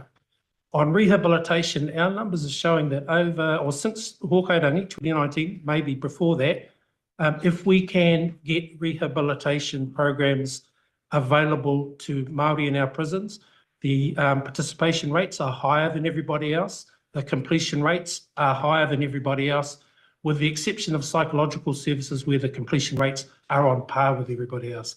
So there are some pleasing things to look at but the fundamental maths of all of that good activity leading to a bend in the numbers, we're not there yet. And to Minister's and Rachel's point, we have to sweat that harder to figure out where we can be stronger. I sup on that. When will we see a bend in the numbers? Because like I said, in the last 10, 20, there's been an increase of Māori representation in prison. Hokairangi has been in the processes for a long time. I want to know, Minister, and to your staff, will there be some heavier investment into those particular spaces? And I heard you talk about, psych services, mental health services. We had 20 odd workers arrested for corruption that would play a huge part on the mental health of the people who are in prison at this particular time, and the impacts of the stuff that was being brought in has an impact on that. I want to know in terms of public safety, but also public trust in the organisation, is that there are things being put in place to ensure that we can start bending those numbers, but it doesn't help when public trust now is at a all-time high because of some of the other things that have been happening. 20 staff is a lot. Yeah, so that was obviously we've got a big focus, and as the incoming minister, I had a big focus on recognising what the global trends are. We've been targeting transnational crime and organised crime groups. We've been targeting gangs. We've got a lot of gang leaders now inside our prison system. And we sit with the global trend is that they're well financed, they're well resourced, and they attack the integrity of our corrections officers. And unfortunately, the good thing is that our health check is the fact that we are taking action, we are identifying it, and there's action being taken. And I don't want to get those matters now before the courts, and it's alleged accusations. So we're going to let that natural justice happen there. But we are being I hope you can see that as a government, we've been very proactive, both police and corrections, to make sure that we protect our corrections officers, we protect our people in corrections, in the corrections system, and that we're targeting the real problem, and that is transnational crime and the organised crime groups in terms of getting on top of that. The question that you ask is how do you bend the curve down? Yep, corrections has got to really, without a doubt, in terms of delivering rehabilitation, identifying what works, reintegration. But the real thing, honestly, Rory, is the support they get when they come out. Reintegration. Yes, the family support, the wider hapu and iwi support, the community support, all of that sort of stuff. Should we put some of the 477 million into that? Well, I'm a huge fan. If you ask me, we can sit down and have philosophical talk about this, but I feel that in terms of Maori overrepresentation in our criminal justice system, the biggest players and the most influence are iwi and hapu themselves, and trying to get people to realise and embrace the opportunities they have in our country instead of making the bad decisions. No one wants to see anyone come into our criminal justice system. Right, I'm going back to Timothy Paul. She's only had 3 questions. Right. Thank you. So this one's hopefully new. Let's move on. Yep, I'm going to go on to minimum entitlement. So obviously there's heaps of money in here for the growing prison population. I guess what I'm keen to know about is the quality of that custody and making sure that every person who moves through the corrections network receives their minimum entitlements. And obviously at the end of last year, your predecessor had to go to the High Court because corrections was not meeting minimum entitlements, which builds on the lack of minimum entitlements afforded to people during COVID, which, potentially understandable. But anyway, what confidence can you give us that within this big appropriation, every prisoner will have their minimum entitlements met? Well, I can't give you a cast iron assurance that every minimum entitlement will be met, because we have got a growing prison population that brings additional challenges every day in terms of managing that. But we have a world-class corrections service that is able to do that. My focus and my priority as the incoming minister was staff safety, and that will remain the priority. Is that we've got outstanding Kiwis that turn up every day and do an extremely difficult job that most of us probably couldn't do in a very, very challenging environment with some of the most difficult, complex and violent people that society has. So we will always strive and always try to do our best around delivering minimum entitlements. We've got such a transparent system that you've got people that go in there and audit, check that and hold us to account. And corrections are very good at being able to actually identify and see what changes need to be made. But if you're asking for a cast iron assurance that every minimum entitlement will be met, no, I cannot do that. And I'll reinforce again that in our corrections system, that my priority is quite simply staff safety. What, can I ask, like, what is your understanding of minimum entitlements? Like, what do you think they are?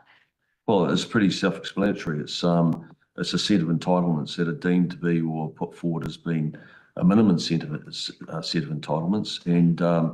And by the way, corrections will often exceed and go beyond minimum entitlements.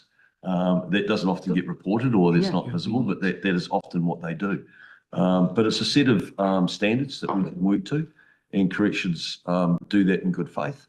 Perhaps Rachel, you could expand on that. And there are a number of minimum entitlements that are sort of also have a predication of where reasonably practical. Obviously, 1 hour of exercise in the open air is not one of those ones that's where practicable. This is something that we must do and we must accommodate. That's an area where we've really been focused. As the Minister said, and the vast majority of people in New Zealand prisons will absolutely have an excess of 1 hour. But there are a small number where that has been proven to be a little bit more difficult for particular reasons regarding their own safety and the safety risks that they have to others. I would say, before I just pass over to Sean Mason, who's our Commissioner for Custodial Services, that the budget is funding staffing appropriately to manage the minimum entitlements, right? So that is the most important thing that the government is doing. So we are making sure that we have staff in order to facilitate minimum entitlements. The Minister, one of his priorities, of course, he's already mentioned, is that we have appropriate staffing for the capacity that we have. So that is the commitment that we have to ensure that we are doing that. And Sean, do you want to talk a little bit about what you've been doing around the minimum entitlements, particularly related to 1 hour of exercise? Absolutely. Good afternoon, committee. Sean Mason, Commissioner for Custodial Services. There's a number of things we are clear on now, particularly since the mandamus ruling in December, and therefore committed to ensuring that we're delivering minimum entitlements every day. It's not without challenge. There are a number of reasonable accommodations that we took prior to the hearing and since to be able to accommodate changes with regimes and with rosters and such like to ensure that the infrastructure and the regime are coherent of one another. One of the key aspects is improving our record keeping. There are a number, as the Minister said and as Rachel said, there are a number of justifiable and lawful reasons as to why a minimum entitlement either can't or won't be delivered. But it's implicit upon corrections to ensure that our record keeping is accurate. What's pleasing is that since the ruling, there hasn't been any systemic non-compliance that's been issued, but we, as an executive leadership team collectively, are all dialed in on the importance of minimum entitlements being regarded as a right and not a privilege, to the extent where I personally just recently have engaged every general manager, every deputy general manager, every residential manager and every senior advisor at every prison in the country to make it clear what the expectations were. Prior to the mandamus order, there was interpretations in practice. It's very clear and it's been made very clear to those operational leaders every day. But so I am clear, there will continue to be reasons where minimum entitlements are lawfully delivered. Yeah, and that's the key. Like you say, there are reasons why sometimes it can't be met, but that's an absolute minimum, and that's tied to human rights. Correct. And you don't give up your human rights because you go to prison. Absolutely. Yes. And people are treated with dignity and respect in our system. We should be proud of that. So Okay, we're going to go back to Dr. Tracy McKee. Hopefully something a bit new. Yeah, and I had a couple more topics, but just in lieu of time, I might skip ahead just in case I don't get the opportunity. We've talked about the fact that there's budget 2026 is mainly funding prison population growth and the requisite staffing that needs to go with that. But community corrections is where many people can be stabilised without returning to custody. Your written answers show, for instance, that Canterbury Community Corrections had a 18.1% vacancy rate as of end of March this year. So how can the public have confidence that community corrections, which is an incredibly important part of your portfolio, is being resourced safely to manage people in the community when we tend to talk a lot about prisons and not about the emphasis that could be on community corrections and the work that they do. So can you just kind of walk me through that? And I want to know what additional recruitment or retention funding has been provided in this budget 2026, for probation officers and for I'll pass to Rachel just very quickly. We've done, corrections have been outstanding in their recruitment pipeline. And it's actually very hard to become a corrections officer. But we've had the campaigns that have been run have been very successful. And at the moment, we've got very low attrition rates. We were at up around 11, 12%. We're back down now to 7% attrition. But yes, it's a demanding role. And there's pressure on the labour force, but I'll let Rachel speak. Thanks, Minister. And specifically to your question around probation officers are included in our frontline uplift that's been invested for this year. Obviously, probation officers play a really important role both at the front end of a court process from a provision of advice to courts and obviously also on release for managing sentences either based in the community or post-release. There's been some fluctuations, I think, around probation numbers across the country, but to the Minister's point, there's been an improved sort of attrition rate, particularly also for probation officers. But I would just like to introduce Rebecca Powell, who's our Deputy Chief Executive for People and Capability. And Rebecca can talk to you a little bit more about our approach for recruitment around probation officers and ensuring that actually we have got the right people where we need them. Yeah. And anything else that's in budget 26 that's related to community provisions would be great. Thank you for the question. So probably the main thing to note is looking at the workforce numbers overall for our community correction staff. They're pretty good. So there's some of a total workforce of around 1,400 people. There's only 12.5 actual vacancies. So that's funded boxes on our org chart for people to be recruited into. That's a really low number. That doesn't take into account that there may be some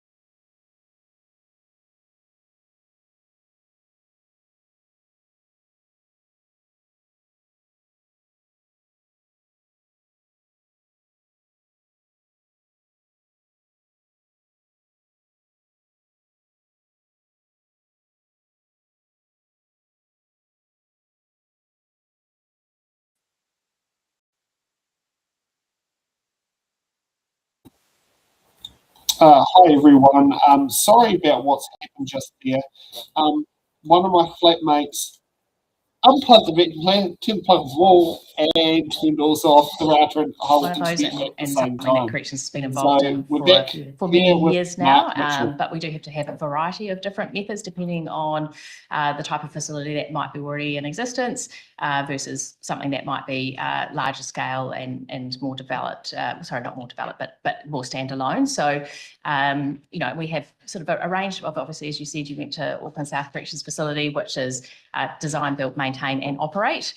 And more recently, the PPPs that we've been involved in have been around design, build and maintenance, and corrections will operate those. Although with Christchurch, we've got a partner who will be doing our services, our maintenance services there.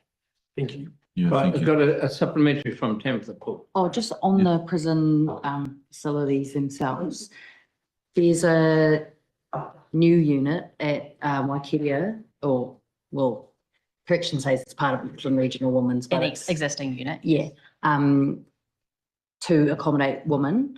Are there plans to create another women's prison, given they're all full, or what's the thinking there in terms of those prison We're working through protections? a range of options at the moment with regards to women. As we spoke earlier in the conversation, you know, we want to think about all different ideas that we could be putting into place because, you know, we do think that there are things that we can do that might assist with, you know, ensuring that we don't need to build a brand new prison.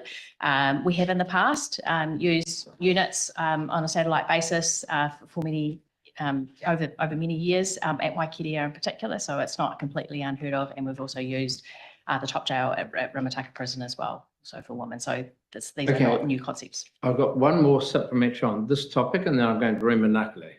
So with that new, thank you, Mr. Chair, with that new infrastructure only PPP, which not everybody is enamoured with as you've described, but with this new model in Christchurch, what kind of assurance can you give us that there's actually any value for money? Because we can't see under the hood. We haven't really been able to have a look at any of the finer details. How do we know that in the long run we're not paying, you know, an arm and a leg? Most people are enamoured because we sort of go and we just delivered a new police station too in Taradale, and we're going to modular. We're going to different ways of doing construction that's far more cost effective. Is it going to, how cost effective will it be in the long run for Christchurch Men's Prison? Well, that's what we look, that is the approach we're taking in terms of the approach that we're taking is how do we deliver world-class infrastructure, but at a more efficient way. So you're happy? Which is all we can do is ask for your reassurance because we don't know what the answer is. Yeah, no, absolutely. I'm very happy. And I'm very happy to supply as much detail as I can on Christchurch. And that is further down the line. I just want to know, good value for money is what I'm after. Yeah, that's right. And that's what we're engaged in the market on, right? Right. Let's go to. Trust you, we're on the same page on that one, Tracy. I like to spend money. I want to know it's good value. Good. I'm so glad we're all aesthetic. Like saving taxpayers' money. Gosh. Let's go to Rimanakale. New line of questioning. Thank you, Mr. Chair. So, Minister, although and Rachel, corrections, as we know, deals with people that are serving a criminal sentence, whether it's in prison or out in the community. And this increase in funding and substantial increase for this budget and the budgets in this government, would you say that the kaupapa behind the reason for the increase of funding is essentially falls under the overall umbrella which we seem to see is a theme for this government of protecting victims and preventing future victims of crime? Because even though corrections, as I said, covers people that are serving a criminal sentence, that overall objective. Yeah, well, corrections has got a critical role to play in public safety, obviously, in a whole range of different ways. But yes, fundamentally, we've got a big focus on, inside the justice system itself, we've got a big focus in terms of trying to make it more efficient, work more quickly. They say the old saying, justice delayed is justice denied. So we're trying to get the whole system working together, with the primary focus being a reduction of victims of crime, right? And so when everyone is joined up and everyone's motivated by that same thing, it becomes pretty easy. The CEs are working very well together amongst those justice portfolios. We've seen a reduction of 49,000 serious victims of violent crime. Yes, we have seen the prison muster increase without a doubt, but those two numbers, in my view, are directly linked. And I don't think anyone in this room wants to see more victims of crime. The human costs of that, the economic cost of that, the cost for the country is extraordinarily high. And so we are making that investment. We are fundamentally our whole, obviously all the policies the government have introduced and worked on this term has had the victims at the heart, without a doubt. Thanks, Minister. The cost, sorry, I'm going to jump in very quickly. All right. The costing on the modular stuff, you're investing big into New Zealand made stuff. Just looking at this, is it the same with your fellows' uniforms and what have you, or they were made here or? Modular. Yeah, well, some of them could be. But are we spending in New Zealand made stuff, or are we buying from overseas, like uniforms, hats, all of that type of stuff? Great question. I mean, obviously we are looking for value for money when, we're spending taxpayers' money, as many of you have already identified. But you may be aware that the Ministry of Business and Innovation and Employment have just changed some of their procurement approaches, and where it actually does want to consider New Zealand-based, the New Zealand economy and what procurement can be doing to support that. Yeah, because I think that's a question in regards to, yes, one is saving taxpayers' money, but one is making sure that it goes back into our own economy. Yeah. Good. So we're trying to think about quality and value, right? Yeah.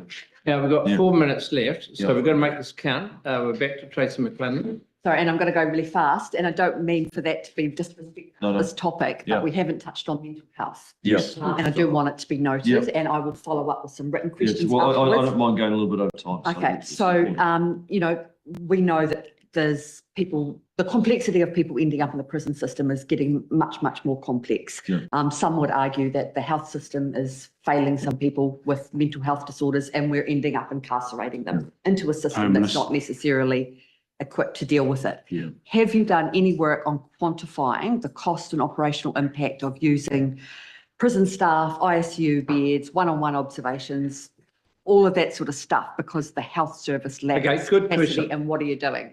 Right. And budget 2026 to get Even to grips. better. Well, have you got anyone coming after us? Because No, we've got a very full, we've got to stop it in 4 minutes. So let's get into it. I was happy to give you more time, but it sounds like Right. you Let's are. go. So really quickly, look, totally recognise the issue you're raising. There's been a significant amount of work done between corrections, police and health to identify what we need to do to be able to provide the services, especially to forensic mental health patients. And at the moment, we do care for quite a few of those. Corrections do a very good job of it, but I think we all agree that they should be in a mental health facility rather than corrections. But let me hand over to Lee, and he'll be able to give you a lot more. You've got more detail. chance of speaking to the Minister. Let's go, Lee. I have, so I'll leave that with you. Let's go. Good afternoon, committee. So it is obviously an issue around capacity across the forensic mental health system. Any given time, we've got around 35 to 50 individuals in custody who are either awaiting placement or waiting placement for assessment. Now, we work very closely with the health system, with Health NZ and the Ministry of Health around how we can work more joined up in prioritising those with the most acute needs to use those quite scant resource in that environment. There is a longer term programme alongside Health NZ and the Ministry of Health around working demand modelling and capacity, but I'll let the health organisations talk to that. Our focus at the moment is we've got to understand any capacity or capital bills in that space will take time. So there will be a period where we've got to manage those transitional placements until that capacity matches the demand within our system. So we're doing all we can to ensure that identification's early. We're working with our partners across the sector to get services within prisons, and the placement within prisons is safe and supportive posture. And that may mean moving around the country to facilities with better, to prisons with better facilities and better response to that. So it's very front of mind and very active piece of work. In health, we're working really closely with us and are responding to that. And just one example one example that we have seen improvement on is at Mount Eden Corrections Facility, where the number of forensic people in prison have forensic needs, we've halved the wait list going into mental health. Right, last question, Tracy. Last question. I was just going to say, so in terms of budget 2026, if the prison population's going up and the complexity's going up, again, is anything going to give if it's not funded properly? Yeah. Well, that gets cut? example is a classic one, is the work that Lee has been doing, leading along with health. We've had the prison population going up now for 2 years. So none of these and they were services are still up for able- they were still able- reprioritisation. Well, they were still able to deal with reduce, that demand inside our correction system. And none of these services are up for reprioritisation as part of the 43 million? No, You can give your, 100%. Yep. Yeah. Can I ask a question just on this? Very last question. Are you made aware whether people have mental health issues? Is that an important thing for you? Or when a prisoner turns up at your prison, are you aware and can you find out whether they do have mental health issues quickly? I think the question's a little more complex than that, with all respect. I mean, we really want to get in a place where if someone, for example, is subject to a community treatment order and a police officer responds to that they get visibility of that at the point of intervention, that when they get to the court, that is available. And as we've got health NZ staff and liaison nurses in the courts, that sort of information becomes available. If they do eventually make it into custody, this is where we work very closely with our partners, because obviously we operate on different systems to bring those closer together. So the ideal situation is that we have shared databases, but that is a future state as we see information technology develop. But right now it's that immediate contact, that local relationships and those MDTs at the sites that get that information within hours, worst case, next day of reception. Good. Okay. Thank you. Right. Thank you, Chair. I'd like to thank the Thank you. Minister. I'd like to thank all correction staff. I want to say to all the correction staff, you do a wonderful job keeping New Zealand safe. No, So thanks, I just want to publicly acknowledge you. Thank and you the very Minister. much. Appreciate it. Thank you, Mr. Chair. Appreciate it. Thank you. you almost got Thank you, away with buddy. that, Todd. You better check they're all in there, Minister. You know, could be. I want to prefer- decorate himself. Prefer to only wear badges I've earned. Oh. See you guys. Right.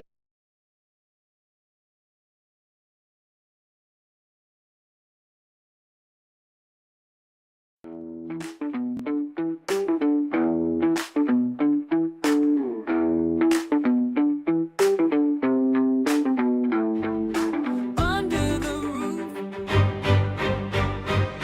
We got old rules in a new day scene. Same big principles, different machine. The how keeps changing, tech moves fast. So we check the settings, cut the deadwood past. Special vote stacking like a tower of bricks. Lane enrollments doing overtime tricks. Used to be 2 weeks, now it's 3. If we do nothing longer, you'll see. So we tighten the timing, smooth the lines, start the process earlier, read the signs. 13 days before the big show starts, get your name right where the roll book charts. 13 days, 13 days. Get enrolled before the deadline gates. 13 days, 13 days. Is it speed or democracy at stake? No treats at the ballot, no chips, no tea, no freebies near the box, keep it clean. 13 days, 13 days. Tell me who wins when the rules all change.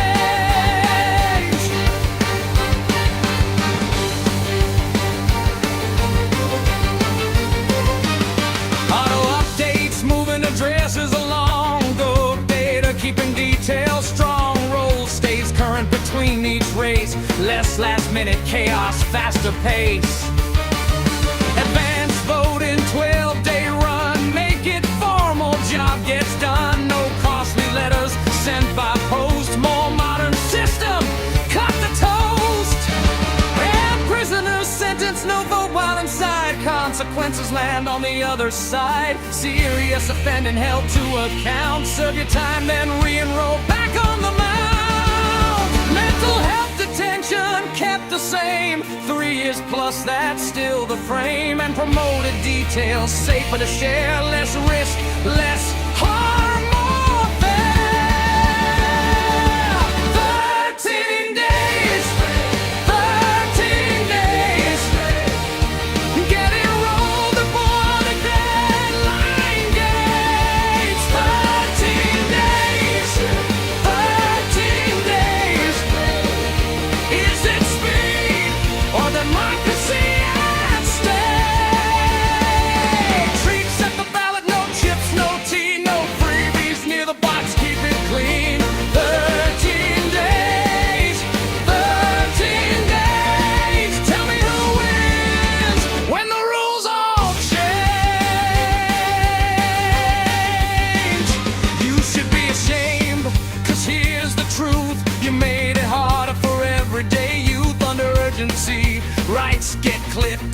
horse's ladder, missing rungs that slipped.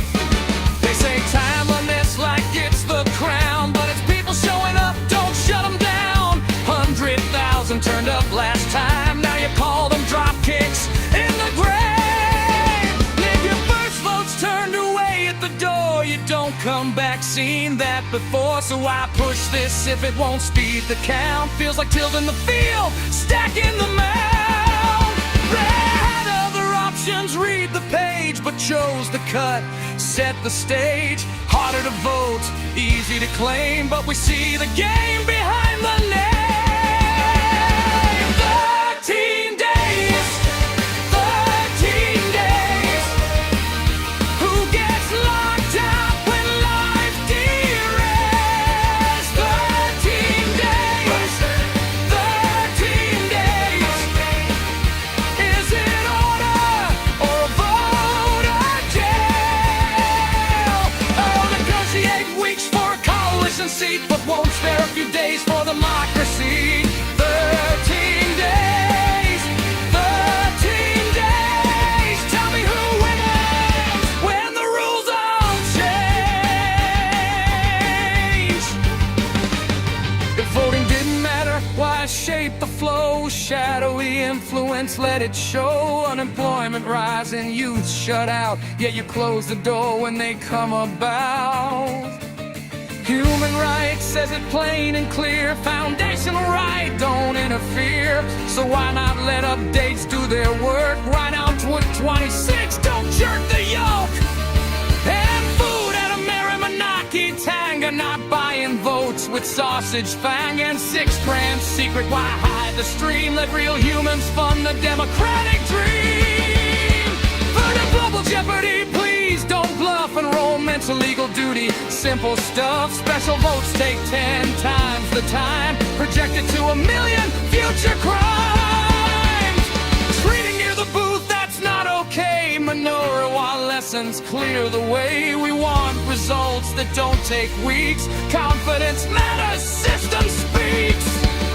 People vote for change, not limbo slow. If you know the cutoff, you'll sort it go. Give an inch, take a mile, that's the deal. Restore integrity, make it real.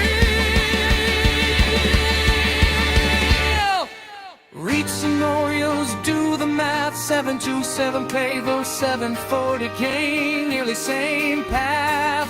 13,000 difference, tiny gain. Yet you cut the right and fight the pain. Well, Kiri tweak, temporary fix. 10 from plate 3 max, bill 23-2 mix. But you chose the worst, most costly road. Legal fights coming, boomerang load.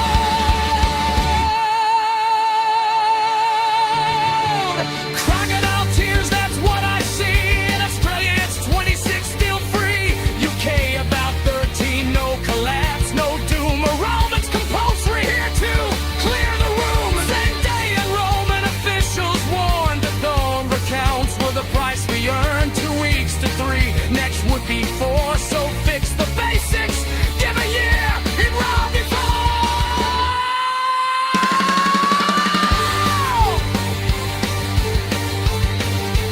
13 days, 13 days. Get it enrolled before the deadline days. 13 days, 13 days. Is it speed or democracy at stake? No treats at the ballot, no chips, no tea, no freebies near the box, keep it clean. 13 days, 13 days. Tell me who wins when the rules all change.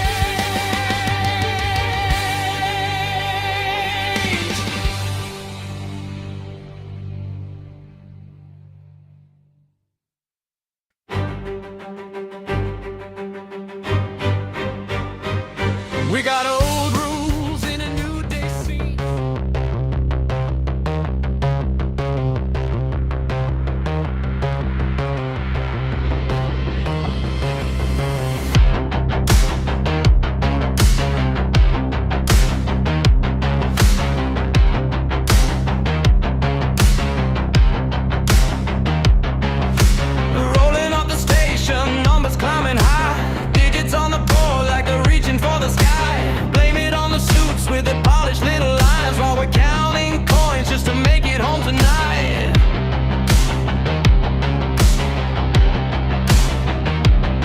They say it's global, say it's out of their hands, but we all know who's drawing lines in the sand.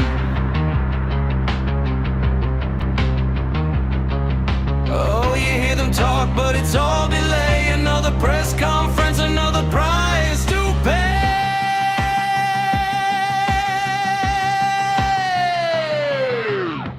Pump it up, yeah, the fuel price climbs.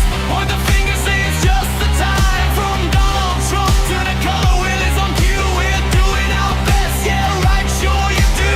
Christopher Luxon smiles, says steady the course, but Shane Jones laughs, no free rides, of course, no free buses, no trains today, just pay the pump and be on your way. We're doing a lot of work. Very important. We thought the corrections people had got stuck in your web out there as well. Some of them are probably. Do not need the distraction. This is the one. Now, first of all, Minister, welcome. Obviously, we're here to talk about courts, just to make sure we're on the right program. Yeah. And we've got you until 5:15, so we've got an hour. All right. So I'll hand over to you. Obviously, we know Mr. Givealittle, but be good if you introduce your team, and then we'll get into the questions. Thank you. I do have some introductory remarks to make, but I'll start off just by thanking the committee for their time. I look forward to answering your questions. I have beside me the Secretary for Justice, Mr. Andrew Givealittle, and behind me I have the Justice team. And I won't go through and introduce all of them, or we will go through that hour. So it's great to be here as the Minister for Courts. A well-functioning system matters because people rely on it at some of the most difficult points in their lives. Victims and their families need to know that their case will be dealt with seriously and without unnecessary delay. Businesses need disputes resolved so they can get on with operating, and defendants are also entitled to a fair hearing in the rule of law. This government was elected to restore law and order, and we're doing it. A key part of the equation is the courts. My job in the courts portfolio is to make sure that the justice system can actually deliver justice faster, more reliably, and with greater respect for victims.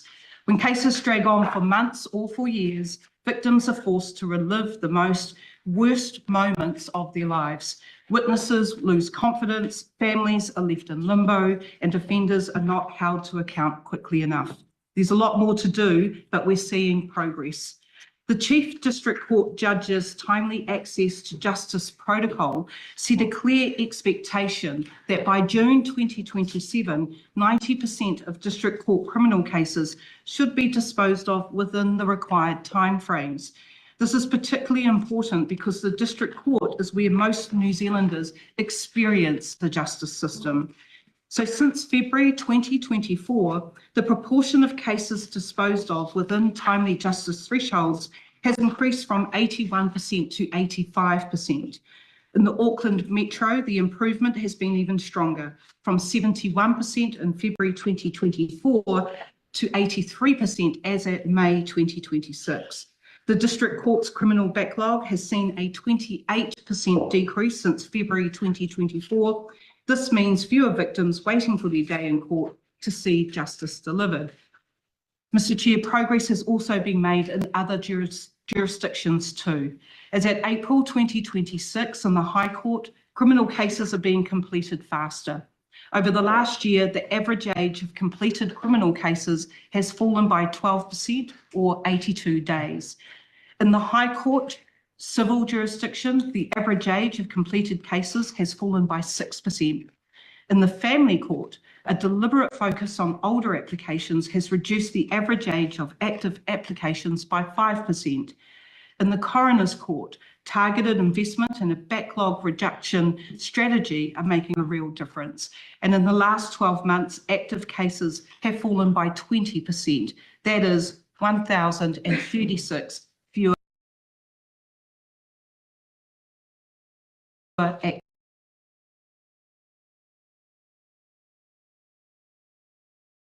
Is also improving, with the average age of completed cases down 17% in the last year. The turnaround reflects a whole of justice sector effort. This focus on timeliness is making a tangible difference for victims and also for communities. We're also investing in courts infrastructure, Mr. Chair. Budget 2026 provided $100 million towards 2 new courthouses in Rotorua. The Rotorua Law Courts building, which will support the High Court, District Court, Coroner's Court and Tribunals, and the Rotorua Māori Land Court. This is part of a wider pipeline of court infrastructure, including major projects in Papakura, Whanganui, Tauranga, and a significant upgrade at Auckland District Court, the busiest courthouse in the country. Just about finished, Mr. Chair. The government is also modernising how people can access the courts. Last year, the government passed legislation to improve and clarify use of court remote participation. One important change is complainants, victims and their support people the option to remotely observe a criminal trial or sentencing where suitable technology is available unless a judge decides otherwise. And that is a practical victim-focused reform. The government is also progressing a first principles review. I'm sorry to interrupt, Minister, but the Speaker's rulings say that for an hour-long review, it should be a 3-minute introduction, and this is a half-hour review. Right. It's not a half hour. No, it's an hour. Or even then, it's 3 minutes. We've been going for over 5 now. Speaking to, I'm happy to yield my questions. I'm to going to the let the minister remarks. continue, right? But I'd ask you to finish pretty soon, but Just you about are to finished. continue. Thank you. The government is also progressing a first principles review of the Courts Remote Participation Act. Cabinet has agreed to replace that act with a new high-level enabling act supported by court rules to provide greater clarity and consistency about when remote participation should be used. I'd like to acknowledge, Mr. Chair, the court staff, the judiciary, police, corrections, lawyers, and everyone across the justice sector who's helping deliver these improvements. So thank you, Mr. Chair, for letting me finish. I'm happy to take your questions. Very good. Right, very good. Now I'm going to give the first question to Mr. Todd Stevenson. Oh, thank you. Thank you, Minister. Sweet. You actually mentioned in your opening, I think it's $100 million for court infrastructure. Yes. And you specifically, I think, mentioned Rotorua. So I want to hear more about what is going to happen in Rotorua. But then what about have you visited lots of other court facilities? What are you seeing across the court infrastructure? And what does this budget really provide for updating that court infrastructure? Thank you for your question. Yes, I actually went and visited Rotorua courts. I was going to go when the last storm had occurred, just so I could see actually how bad the building is, because I kept hearing that it was in a pretty bad state, but I couldn't get there because of the storm. So my first attempt, or my second attempt actually occurred when I did the announcement, and I had a tour of the Rotorua court. Now, what was made very clear to me is that over the last 10 years, there has been no ability to do any changes or upgrades within that Rotorua court. I saw paint peeling off the windows, around the windows, in the ceiling. There was, it just is not fit for purpose. So I was looking at how we can ensure that we get the Rotorua courts changed or rebuilt as soon as we possibly can. So at the moment, we have 2 buildings. We've got the Rotorua Court in Tupanikai Street, which houses the High Court, the District Court, your tribunals, and then next to it is the Māori Land Court in a separate building. Both these buildings are way past their use-by date. We have purchased land, or the Ministry of Justice have purchased land, and with this $100 million investment, it enables the start of the build of the Rotorua Law Courts. And once that is finished or completed around about 2030, we will then utilise where the courts currently sit on Tupanikai Street and rebuild a new Māori land court in that area. And it's really important that we have a Māori land court that is fit for purpose in Rotorua, because it does, or is, one of the busiest courts, Māori land courts in New Zealand, and it encompasses a wide area in the Bay of Plenty and further afield. In answer to your question about other courts, I've been trying to get around as many as possible. I was really excited when we got to the Papakura court build. So that's a new initiative, Mr. Chair, where we're actually having modular rooms being built off-site and being fitted to a site once it's brought there. When I attended at the Papakura court, they were just adjoining these modular sites to the main building, and it's amazing how fast that this is actually going up. The modular buildings will also mean that if we have an increase in needing court services in other areas, say new areas that are developing, we can actually pick up these modular rooms and move them to different areas instead of having to go through these hundreds of millions of dollars of builds for new courthouses. So that in itself is quite exciting. I will point out that we are doing seismic remedy on some of our courts, such as the Auckland courts, the Wellington High Court, the Wellington District Court is having a seismic work done on that. We've got new builds in Wanganui and Tauranga, as I mentioned, and of course we'll have the Rotorua courts coming up as well. So there's a heck of a lot of work going on with the courts at the moment. Okay, right, are you finished? Right, I'm going to turn it. Yeah, thank you for that outline of that stuff. I was wondering about how that will translate into a measurable uplift in Māori land court disposal rates, and if you could focus on the better user experience for whānau and. Okay, I thought we're doing a sup on CapEx. You were talking about Māori land courts. Okay, all right, well, we're going to do that, but I was then I'll come back to Greg. Okay. All right. Yeah, I guess it relates, right? Sorry? I just figured it relates.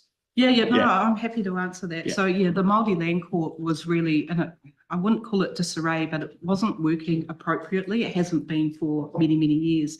And then, of course, we brought in the Pātaka Whenua trial, which did basically digitalise the court system within the Māori Land Court. And as part of the Pātaka Whenua review, they had 41 recommendations for how to ensure that it works effectively. I'm pleased to say that all 41 recommendations have now been completed. 7 of those recommendations have transited into BAU. This means that we're going to have a more efficient system as it starts to be implemented. The full implementation of all those 41 recommendations are expected to be in place by the end of 2026. In my recent visit to the Rotorua courts, I actually went into the area of the Māori Land Court where they do the Pātaka Whenua. It looks really, really good. It's an area where there's computers available for the public to come in to be able to use it to look up online what their land is, where it is, all the information that they're looking for. What's really important in this change or upgrade that they've done is being able to closely align with a name that might sound similar, because if you have a spelling mistake, it would just cut you off. But now it's actually bringing up, well, it might not be, we can't find anything under that name, but it might be this name or further. So allowing people a space and place to go and help within the court staff to navigate through that system. So we're getting there. There's been a few delays, of course, but we're getting there. In regard to the delays of cases coming through, we're looking to set not so much guidelines, but what's the word that I'm looking for? Standards to be met for getting through those backlogs as well. So that's been introduced in some of the other courts, and the Māori Land Court are currently working on what those standards would look like, what are the type of goals that they're looking for, because really they need to be able to measure that it's been, the changes that they're making have been effective. So they're just working on that at the moment so that they can have standards to look to attain. Let's just deal with the Māori Land Court. We've started there, right? Greg, do you want us to go, or I've put a question to you that which is in line with what I've just been asked, but the disposal timelines for the Māori court are below performance, below standard. I'd agree. Is that, what's the reason contributing to that? Is that because we're a long way down this pathway now? Why are these just cases that are much more difficult and that's why they're taking longer time? Or is it some other reason that's contributing to it? That's the first bit. And I think the second bit is obviously what you're going to do about it. So, sorry. Yes. Nicole, Chief Operating Officer. Pātaka is the name of a computer system. So we implemented a brand new computer system where members of the public and staff would use to file applications and then progress and process the applications. So it'd be fair to say we didn't do as well as what we should have in the implementation of that new IT system. And so that created quite significant backlogs, and that's what we've acknowledged. The post-implementation review the minister was talking about was the end result of not doing a very good job of implementing the new tool. And so those recommendations have been put in place, and we're seeing greater disposals now than what we've had historically. So at the moment, we're disposing about 900 cases a month versus a historic average of between 300 and 400. So the system is working better, but we've got a backlog that we're working through. And how much is the backlog? Put the 900. It's about 12,000, 13,000 cases at the moment. So how long before you think the backlog will be fixed?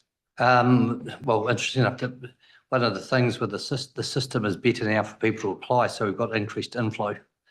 So I couldn't put a time on the estimates on how that would take, because it depends on the inflow. So the inflows, or I don't want to be quoted, the inflows up on a reasonable amount, which means that whatever gains we're making with disposing 900 cases is somewhat negated a little bit because of the new ease to apply to the court.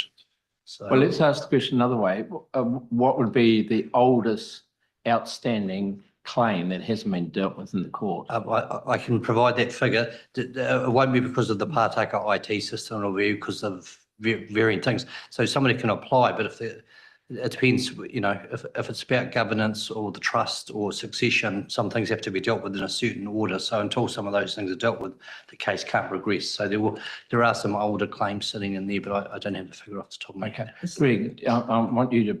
Yeah, I'll just start with a sup on Mr. Stevenson's question around the courts, Rotorua. Miss, have you been to the Waitaki Court in your Yes, I travel? have. Yeah. And I noticed that you haven't mentioned that. Would you agree that's probably in worse shape than Rotorua?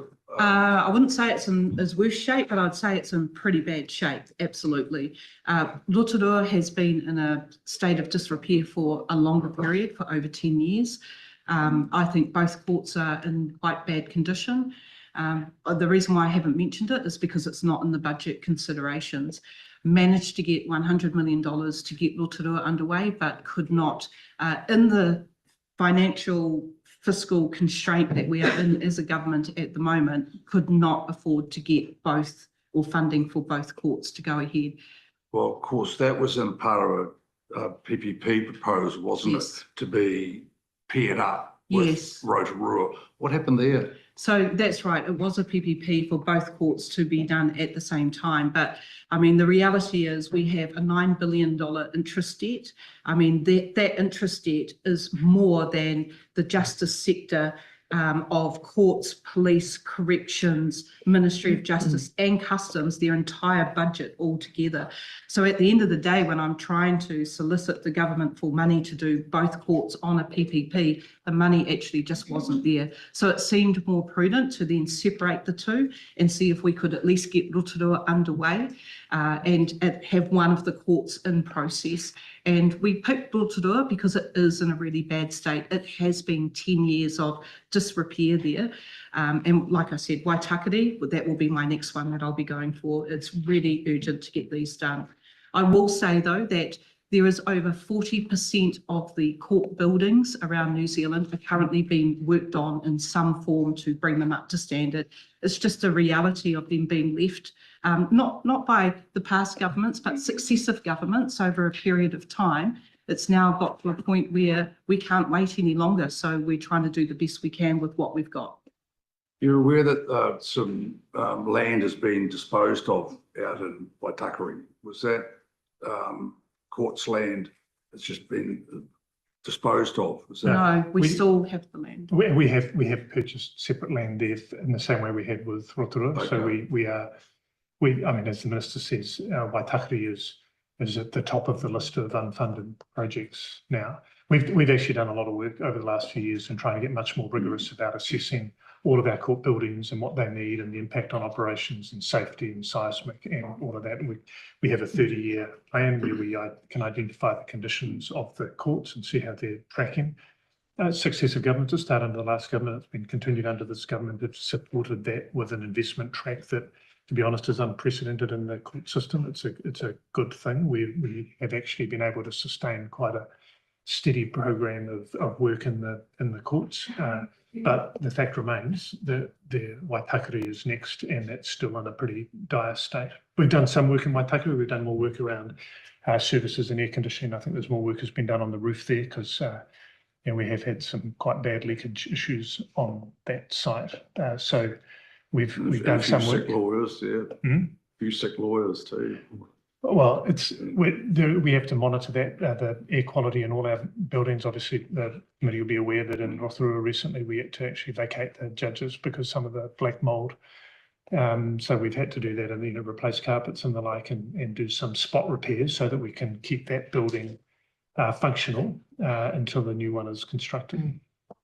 And just on a broader issue then, obviously and as you've alluded to, the law and order focus of the government and the initiatives, which inevitably were going to put pressure on the court as the entry level to the justice sector. Were projections done as to what the increase would likely to be in the courts? I mean, I know some broad ones, but how the footfall coming through the courts, and was that translated when, I mean, you, like every other minister, have applied for, gone to, presumably to the Minister of Finance and the department. Was that given enough weight when you were considering the need to ensure that the courts were in good shape? Yeah, I mean, if I look at what we're spending at the moment, we haven't cut in any way. We've actually increased the spending within the courts by 4.9% under vote courts. And that's just to try and help the operation of the courts to keep going, as well as just the need that we have within there. So this uplift outpaces both the population growth of 0.6% and inflation of 3.1%. So yes, we are moving more people through the courts. They're coming in. We have adjusted upwards as a result of that as well. But what I will point out is that the goals that have been set by the Chief District Court Judge of the 90% timeliness is actually getting there. We've moved from 81% up to 85% with more people moving through. So it's a fine balance, trying to find efficiencies in how we manoeuvre through the court system and get people through it faster, as well as more people starting to come through. And so, okay, just leading on then to Te Aureka, and does that play an important role, given there's now going to be I see some trials in South Island coming up by the end of the year and next year. Yes. How important is that going to be as dealing with this presumably continued increased inflow? It's going to create some huge efficiencies within the court system, including decreasing the number of events where a person has to appear in person at court, and then that session doesn't progress because somebody isn't ready. So I understand that the committee will be having a trial or a look at the Te Aureka pretty soon. You'll see how impressive it is once you actually sit down and see what gets inputted into that system. You're quite right, we're going to start off with the family court rollout, what we call a soft launch around the 23rd of November in Christchurch, Ashburton, with some other pieces that are working there. And further rollouts in March 2027, April 27 and May. But what I will say though is if we find that there is an error somewhere within the system that we need to fix, we are quite happy to postpone the 23rd of November rollout to March to make sure that we are good to go and it will be effective when we start it. So we're trying to make sure we have the best product. But the efficiencies that will be gained specifically in court appearances will create more time, not only for judges, but for court staff as well. Just being able to see on the computer what's been filed and that everything has been filed in a timely fashion so that a court event can progress. So Te Ariki is becoming pretty much mission critical in being able to actually absorb the increased workload. Well, I mean, that's probably some Well, of the that'll be a benefit of Te Ariki is that it will be efficient. So Yeah, I just wonder now, given the news of the immigration issue that's come out this morning, are you satisfied with Te Ariki that there's been sufficient external evaluation of that program? Or are you relying on assurances? I mean, I'm not in any way casting any aspersions on the on justice, but I just say in previous experience, you probably had it yourself, where you'd probably be looking for some assurance now from fairly independent source that this is still going on track, on time, and going to deliver. Even given the mission creep, that's probably, well, there has been some mission creep, but yeah, despite that it will deliver. Are you reassured of that? I am reassured of that. I'll let Mr. Kibblewhite speak to it, but I am reassured of that because I have constant updates that tell me where we're sitting within it. And I've also had the opportunity to experience it. And I think once the committee sees it as well, you'll see just how beneficial it's going to be for the entire system. So I do have confidence, but I'll let the secretary speak. Yeah, so Te Ariki it's a project that's going well. It's on track. We're doing testing with judges and with registry staff, and they're responding well to it. The question was about external assurance. So we have a steering committee that is not just Ministry of Justice. We have judiciary on that. We have reps from other agencies. And we have independent people who have come and been part of that from time to time. We have an independent member from Australia who has been involved in these digitisation projects. And so he's a member of our steering committee that we have over it. In addition to that, we've run and do a review of where we're at, give us some assessments and give us recommendations, which we've acted on. And obviously earlier in the process, we had gateway reviews as well. So we are quite deliberately leaning in with a lot of external assurance to make sure that it's going well. And to be honest, some of what Carl described, we have the dubious privilege of having run a smaller scale digitisation project that we didn't get right as much as we needed to in Pātaka Whenua. So we've fixed that, and it's now generating sort of results, but it went through this sort of journey that we wouldn't want to have to go through with the much bigger one, which is Te Ariki. So no, we're in good shape at the moment, and we have a lot of external assurance, and that external assurance is really valuable to us. If I may, and just with the extra emphasis, again, the minister's talked about on justice and on that sector, has that brought about much mission creep? No, it hasn't brought about mission creep in Te Ariki. We're going to start with the family court, which we are continuing to do. We're going to then move into criminal and high court. We're actually bringing some things forward a little bit, but the intent was always to do essentially the whole court will end up running on this system across different jurisdictions, and we're holding in quite a disciplined way to that. So we're not suffering from mission creep with it. And you reckon you can get the lawyers to use it? Well, certainly we're engaging again with lawyers. Some of it we will require them to use it, to be honest, in the family court. When from March next year, that it'll be they will be expected to file electronically and then engage with it. We're pretty confident from all the testing we've done that they will want to use it. At the moment, when you're sitting and trying to work your way through a court, you've got paper in different places, you've got digital copies of things in different places, and that will all be made so much more rigorous. When we've run judges through it, and judges who are not necessarily come from a technological background, the feedback we're getting is really positive. There wouldn't be many of those. Pardon? There wouldn't be many of those. Well, I wouldn't I've got a supplementary from Rima. Thank you. I'll do this. It's a kind of segue supplementary. Thank you, Minister. And and team. With respect to, we just touched on family courts, and Minister, you mentioned family courts in your introductory remarks, and I know that part of the increase in funding for courts, there is some type of focus on family courts as well. What's the importance of getting court timeliness with family matters under control? What are we seeing as a result of not having that court timeliness? I receive complaints from people about the amount of time that their cases are sitting within the family court. And when young children are involved in those cases, they're getting older and older, and sometimes they're being pulled away from another parent. So actually manoeuvring into the family court area to try and get some efficiencies there so we can get faster means settling cases for those people, for those families and for those children. And that's really important.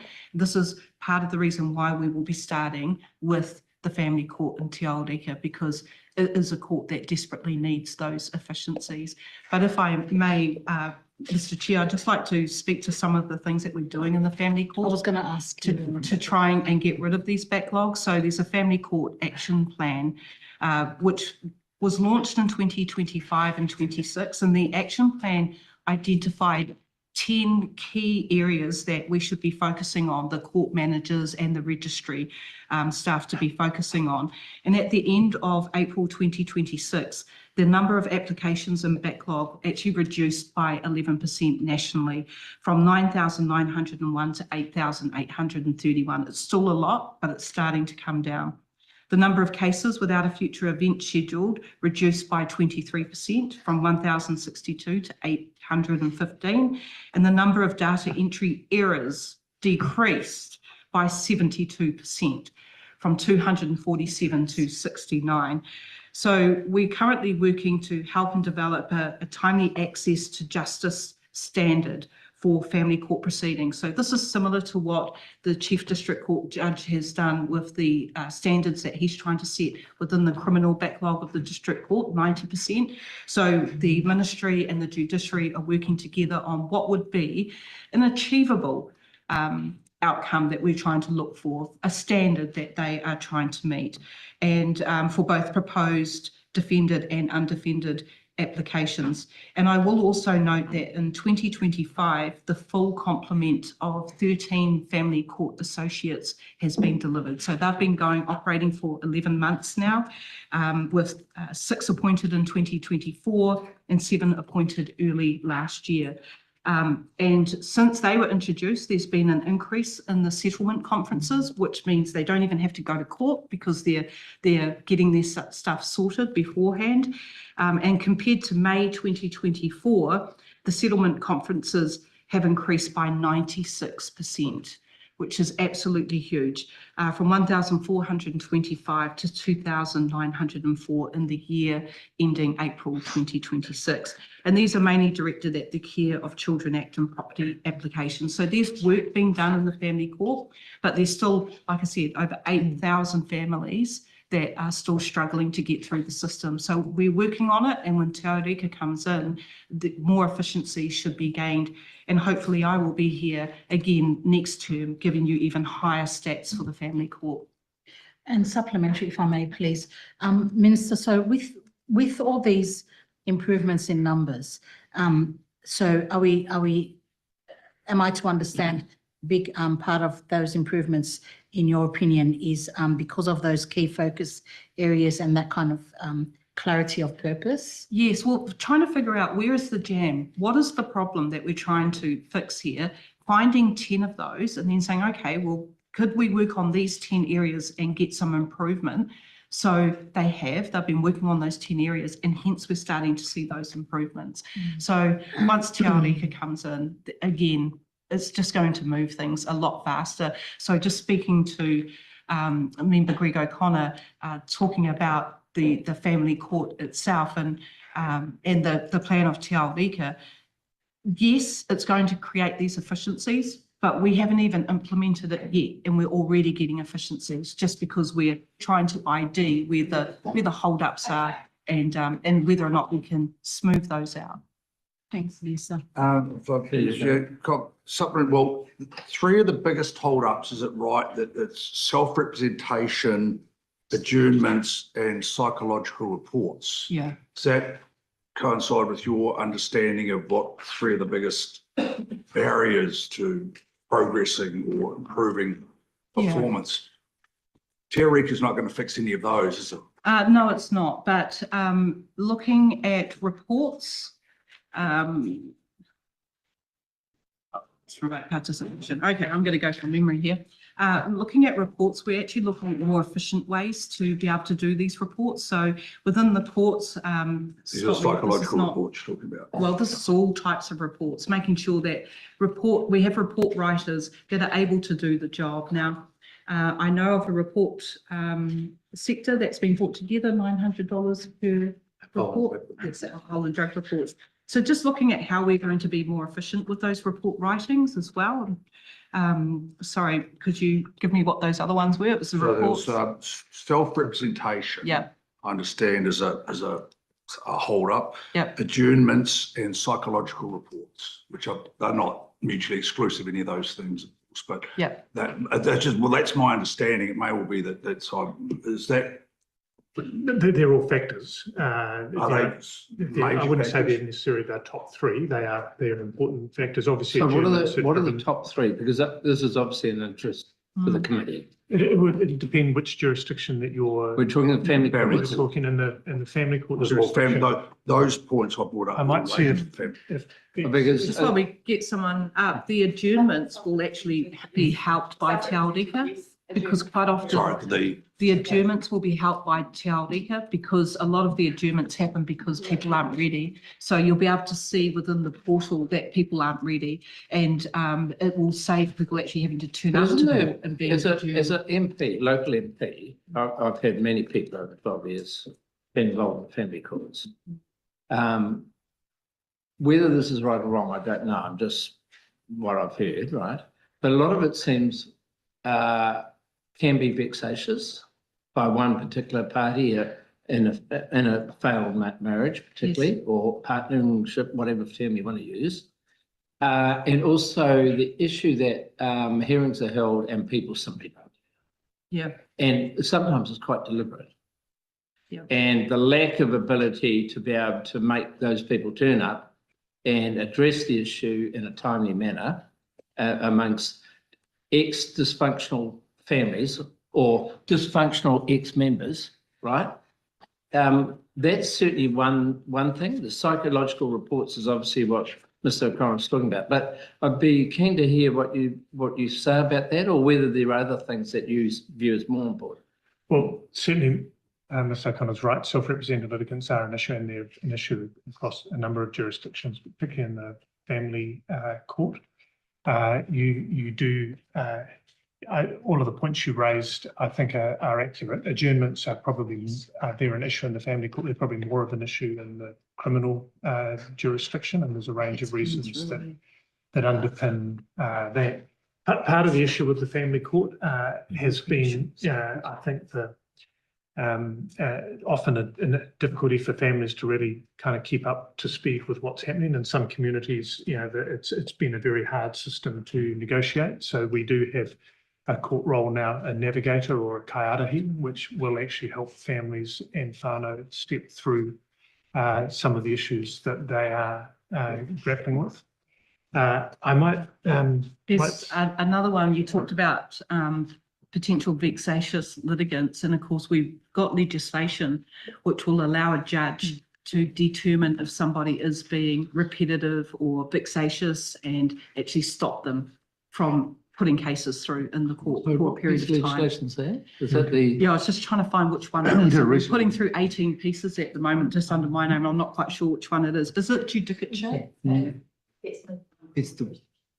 It's in the criminal jurisdiction. That's not just. In the family court. That's just not for family court. Yeah, is it, that sorry. one? No, sorry, I'm wrong. That was in the criminal jurisdiction, not in the family court only. Ultimately, it's for a judge to hold, in the family court, to hold a party to account. But can they? Yes. But I don't hear of that. One of the issues that Te Areka is designed, so if you actually have conversations with judges and others about exactly the issue of holding people to account, it's often quite difficult to determine exactly who needs to be held to account and how. And part of what, one of the things that Te Areka will change is a much greater transparency over what's required when and who has and hasn't done the filings that they were intended to do. So we will, through that process, and just bring in a transparency to who is up to where, we'll actually make it much more possible and feasible for a judge to assert a bit more kind of directive authority, because they'll just have more information about that. Whether they do or not is obviously an issue that individual judges will make a choice on. But that's sitting on the new system. Some of that will be much better enabled by the new system. There will be things, there will be things within that system where, so for example, you hear lawyers might say, oh, I did file that, but it hasn't come through to the judge yet. Well, under Te Areka, the judge will be able to say, no, you didn't, because it's not here. Or, yes, you did, but the time says that you just filed it 5 minutes ago. You didn't file it last week. So that's where we'll get some of those gained efficiencies as well with TA. So you asked about psych reports. You talked about 3, Greg. Greg? Yeah. Sorry. You asked about psych reports. Yeah, well, again, the same thing. Even just so I can dig down on that last comment though, because is it Te Areka, and perhaps you may not be able to answer this, but is Te Areka, those reports, will they not now go through human hands? So those reports, is it anticipated that it'll be pretty much? They'll still be considered by all the humans in the court. It's just the information will be available on a screen that everyone is visible to everybody. So they'll be able to see the structure of the case in the file and all of the information that's there. It's not a tool that introduces a different an electronic judgment. It's a tool that brings transparency. But where it goes, physically, it can be done from the office. So it'll just enable all of the participants to actually know where they stand, and it'll, I think, enable a judge to actually be, I would imagine, much more straight up and down about who's responsible for what, and therefore for consequences if people are not delivering.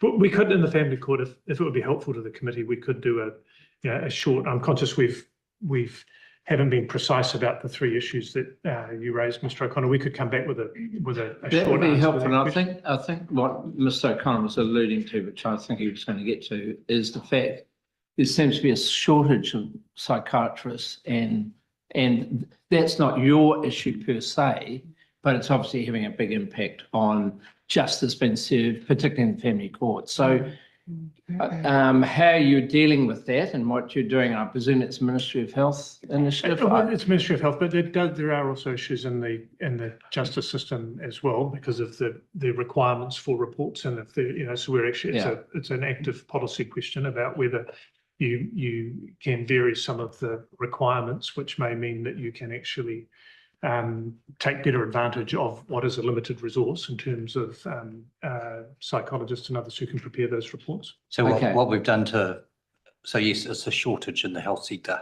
Yeah. And so what we've done is created our own private list of psychologists who can prepare those reports, and we can go to them directly asking them to do so. Right, cool. Dr. Sunan? Just want to do a quick follow-up question, because you mentioned that around vexatious litigant is in the criminal but there's also another one. I put the minister wrong. It's not ministry criminal, it's more that it's in the senior courts. Yeah. No, but what Did you get your timely legislation in? No, because there was another one that was specifically mentioned, which is, I believe it was like Victims of Family Violence Strengthening Legal Protection legislation bill. How does that then interact when it comes to the vexation legislation? Because I thought that was family court. Sorry, that's not my bill, and it's not a court's question, so I'm not briefed on that one. Okay, but sure. Yeah, they could. Look, I think that the committee is sort of, ultimately, you unfortunately, you have the responsibility for timeliness through court, right? There will be a whole lot of reasons why things are happening, some in your direct control, some not. But I think if the proposition was right about what I'd experienced, and it's my personal experience, local MP, about vexations, what would be helpful when you do a summary, and you've offered that, Mr. Kilby, is actually informing the committee about some of those issues. And in fact, it may be that it is a legislative thing, that because this is what the Justice Committee is. It would be helpful to have that sort of insight from you, right?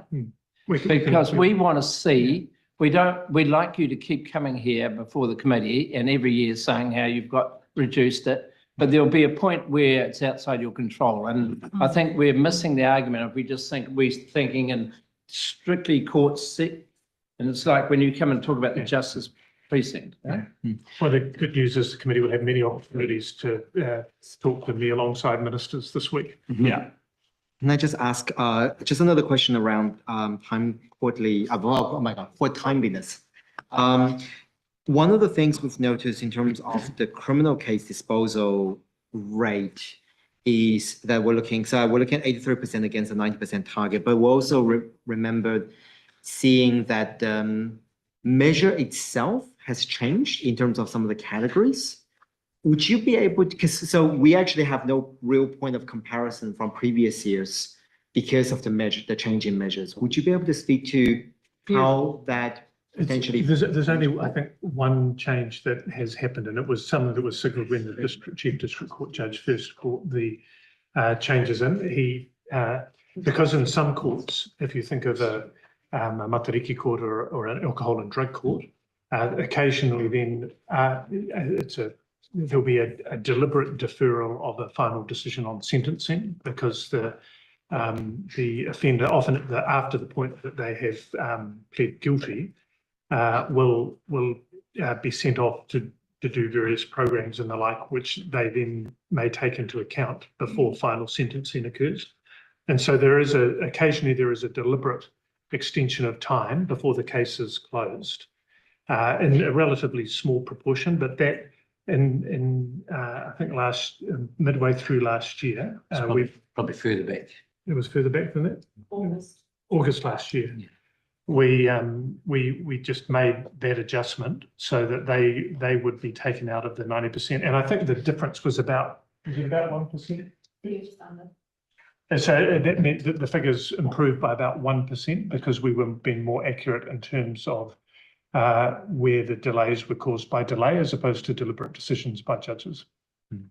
So apart from that, the numbers since we've had the standard should be entirely comparable, and that's actually just a little visible tweak when we see our charts that you would be able to track. Thank you. And just before I forget, and apologies if that's been mentioned, but just want to thank the minister, but also just Justice Secretary in general for finally funding for the Rotorua Courthouse. Yes. Yeah. Yes. Right, members, we've just about 12 minutes. So new topics. Well, no, it's the family court one. I just like to look, obviously it's something that's, please, Mr. Chairman, you brought it up that like most elected MPs, and you're obviously hearing it yourself, Minister, about, a lot of dissatisfaction with that. Is there any work you're contemplating or underway to actually look at the way, forget about how Te Arika might make it more efficient, but just the way people access the system, any sort of review of the family court, because it's just every time, we have someone who's gone through the system and one side's generally unhappy, largely by the time it's come to a dispute process. Is there any work, or are you intending to sort of commission any work around improving family court? I'm not looking to commission work on a review of the family court right now or in the immediate future, because I think any review that we do on the courts should be done after Te Arika has been implemented, because we're going to see a whole lot of efficiencies there. Although it's not the answer, and I do appreciate that, but it will show us where those efficiencies are and then direct us into those other areas. Like we did with Māori Land Court, what are the 10 areas that we could improve after we've done Te Arika? But we kind of need to make sure that that is in there in the first instance. But I do note that in budget 2026, $5.2 million has been directed to address pressures and delays specifically in the family court system. So they'll be looking at what improvements that they can make with that money in the meantime. But I do personally feel that if a review was undertaken many, many years ago, we could have been in a much better place sooner. But I'm not prepared to waste the taxpayer money on a review very shortly when we're about to implement Te Aurika, which will make substantial change across all jurisdictions. Okay. I just wonder if I just, perhaps on that one. Mr. Can I just add, I mean, the reality is we've actually done, there has been a pretty active work program in the family court over the last few years. There's the family court associates as are a new judicial position, and we've seen the impact they've had. This, I think, bill before the House presently to look at exactly what their jurisdiction can cover. So that will be helpful. There is the navigators or the card here that I talked about. We're doing work in the family dispute resolution space, some of which we've done through the nature of our contracting. And if you can have more successful family dispute resolution mechanisms in place, then you have less people going into the court. You've got to be careful about where you apply that because it's not always appropriate, but where it's appropriate, it gives you much better outcomes than going through the court system. So I absolutely hear the committee's dissatisfaction with the performance as you get informed by in the family court, but it's been an area of quite active work over the last few years. Te Aurika will actually take that to a new level, and we'll have a much better opportunity to see what's needed beyond that. Okay. Now Now it we've just got sound two- like an IT-led solution. Well, that's the last bit. I think all the other things at this point are not IT-led. The family court associates is not IT-led. The navigators is not IT-led. What we're doing in the dispute resolution space is not IT-led.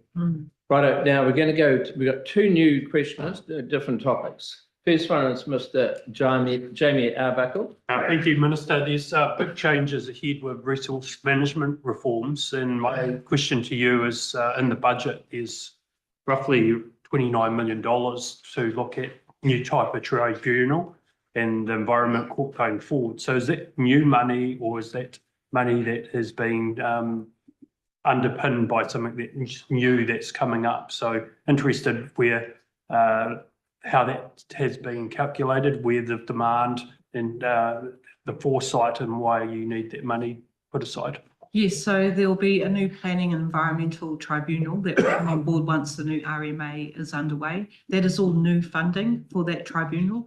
That funding will pay for the tribunal to operate for the adjudicators within it that are required, and of course all the staffing for court that is required as well.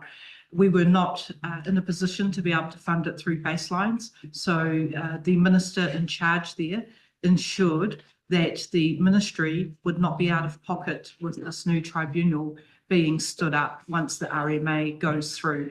It's going to be effective. Again, it will mean that if we can get people through a tribunal process, then it will free up the planning, what will become the planning and environmental court.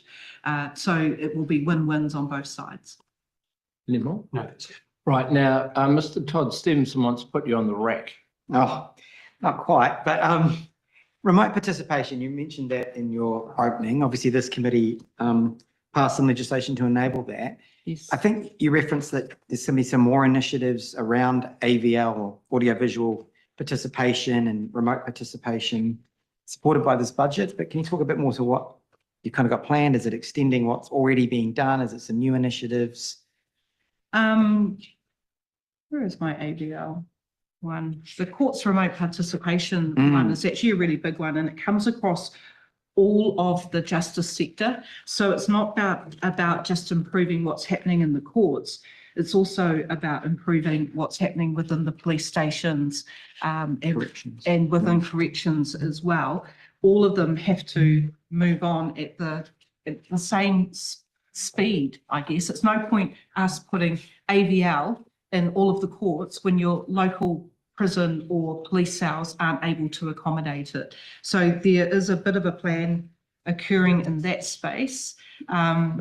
But in the 12 months ending March 2026, 70% of eligible events for defendants in custody in the criminal jurisdiction of the district court were held using AVL. So it goes to show that there is a large number of or need for it. And if I think specifically of cases in Nelson where somebody is being held, say down in Christchurch Men's Prison, for example, if they have a case in Nelson, it takes 2 correction officers out of the prison into a van to drive that person all the way to Nelson, to have an event, or it may not even go forward, and then they've got to take them all the way back. So having the AVL increase use is really important. A main factor of this is to ensure that the judiciary are comfortable with using this. So there was a review that was done, that AVL Courts and Remote Participation Review. That has only recently come to us, but effectively I've taken to Cabinet and said we need to redo this. They've agreed, and we will look to do a whole new piece of legislation on the court's remote participation, just to make sure it's fit for purpose, but also allow those other agencies to be involved as well. So the courts, corrections, New Zealand Police should be able to use it all remotely. And once again, it will be efficient. More importantly, it will enable victims to be able to watch remotely as well, and not have to be within a courtroom to see a sentencing occur. So overall, I think it's another win-win. Not only for the courts and our justice system, but for victims especially, and also for defendants. So new legislation will be coming to upgrade it, and we will no doubt be looking for more kutia in the future once we understand exactly where and how we need to grow AVL. Thank you. Right, the supplementary from Mr. Yeah, just O'Connor. on, well, clearly there's a lot of moving parts in making sure that that's going to work, particularly since, you know, like each police station and court is going to have upgraded capability, to say the least. Initially, there's going to be a bit of postcode lottery in this, isn't there? I mean, you're not going to be able to do everything together. So you've talked about the need for more funding. There's going to be considerable more funding, isn't it, across the whole sector, because this is, and even with the Te Arika too, just there's so many different parts of the justice sector are going to have to join up here. Yeah, well, with Te Arika, I mean, we've already got computers within the courts that will be able to pick up Te Arika once it's running. When I can't speak for corrections and I can't speak for police, but the majority of our courts do have an AVL system in place. Every single one that I've been into has an AVL room somewhere for a victim to go into. So I guess the equipment is there. Some of it in some courts needs to be upgraded. Some of it in some courts needs additional, but the majority of your courts actually already have it, but it's looking at police and corrections as well. Well, it sounds like it doesn't matter how well the courts are going unless those So we're doing work collectively as a justice sector to produce a business case for remote participation across the sector. So as the Minister says, there is already some in those courts. There is also already in all of those courts a projection of investment, because all of us have a program currently. What we're doing at the moment is asking, well, if we were to think of how we would move the whole sector forward, where are the bottlenecks going to be across particularly courts, corrections and police, and what would be the investment that we would need to bring into that. It will give us a broad plan. There will still be individual decisions that will need to be taken and individual calls about where investment happens and how much can be self-funded.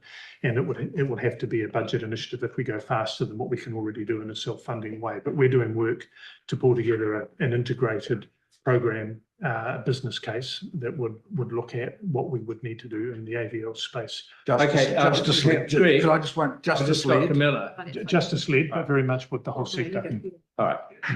You want your, who's going to take it? No, that was important. Justice-led, because Justice-led, but very much a joint one, working with police and corrections. Sorry, Kim. No, that's fine. Just really quickly, with the AVL rollout, a key factor will be judicial utilisation of that and judicial discretion. So is there going to be any changes to judicial discretion in relation to the use of remote participation for, say, preliminary hearings? Yeah, well, there will always be judicial discretion. They are the ones ultimately that will decide whether or not it can be used. However, yeah, is there anything that you want to? Well, the judiciary have issued some protocols in this space, and those protocols set out what their expectations are. Yeah, essentially, what's the requirement that in a police station or in corrections that you would need to be able to deliver. So there is it's a whole system solution, but within that solution, clearly the judiciary have a particular role in relation to the case that's before them on any given day. And the ministry has spent quite some time working with the judiciary, because that's very important, to work with them and not work at them or try and tell them what to do, but basically modernise it. And this has been occurring over a number of years, where judiciary are starting to come on board with, well, they can see the effects and how it will benefit not only them, but also victims and those that are appearing before them. There's quite high usage in the civil jurisdiction as well. It's, it's actually got a lot of applicability across the board. So we've come up to time, but I'm going to give Dr. Sunan one question. Thank you, Chair. Just a clarification question. In vote courts, previously you talked about Te Ao Marama just limiting to 8 while you're reviewing it. But in vote court, it says new initiative to improve the justice system, including Te Ao Marama, a new model for the district court to deliver services. Is that another new model? Is it Te Ao Marama No. being now the new model? It's keeping Te Ao Marama operating in the 8 areas in which they are operating. What I will take the opportunity to say is that there are some aspects of Te Ao Marama that are being implemented throughout the court systems within New Zealand where appropriate, those that have found to work really, really well. So it's just the continuation. So we will look to get a review done of this around about, what year is it, 2020? 27. 27? Yeah, 2028, because what you need to see is people go through the Te Ao Marama system and then have a bit of time so that we can see that it actually worked, and then pick out what works well. So we're funding it, continuing to fund those 8 centres so that we can do an appropriate review that tells us how the people who entered that system have fared after a period of time. There were a little bit All of right, cuts. no, we're well over now. Okay. So I want to thank the Minister, and I want to thank everyone from the courts. And no doubt we're going to see you again, Mr. Kipawak, from Justice as well. But thank you everyone today, it's been very helpful. Thank you. Right, so we're going to clear the room. Good to see you. Don't go, Greg.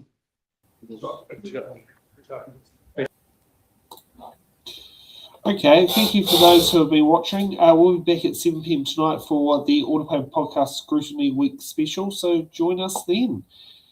See you in a couple of hours' time. Thank you for watching the Order Paper, your express ticket to the New Zealand House of Representatives.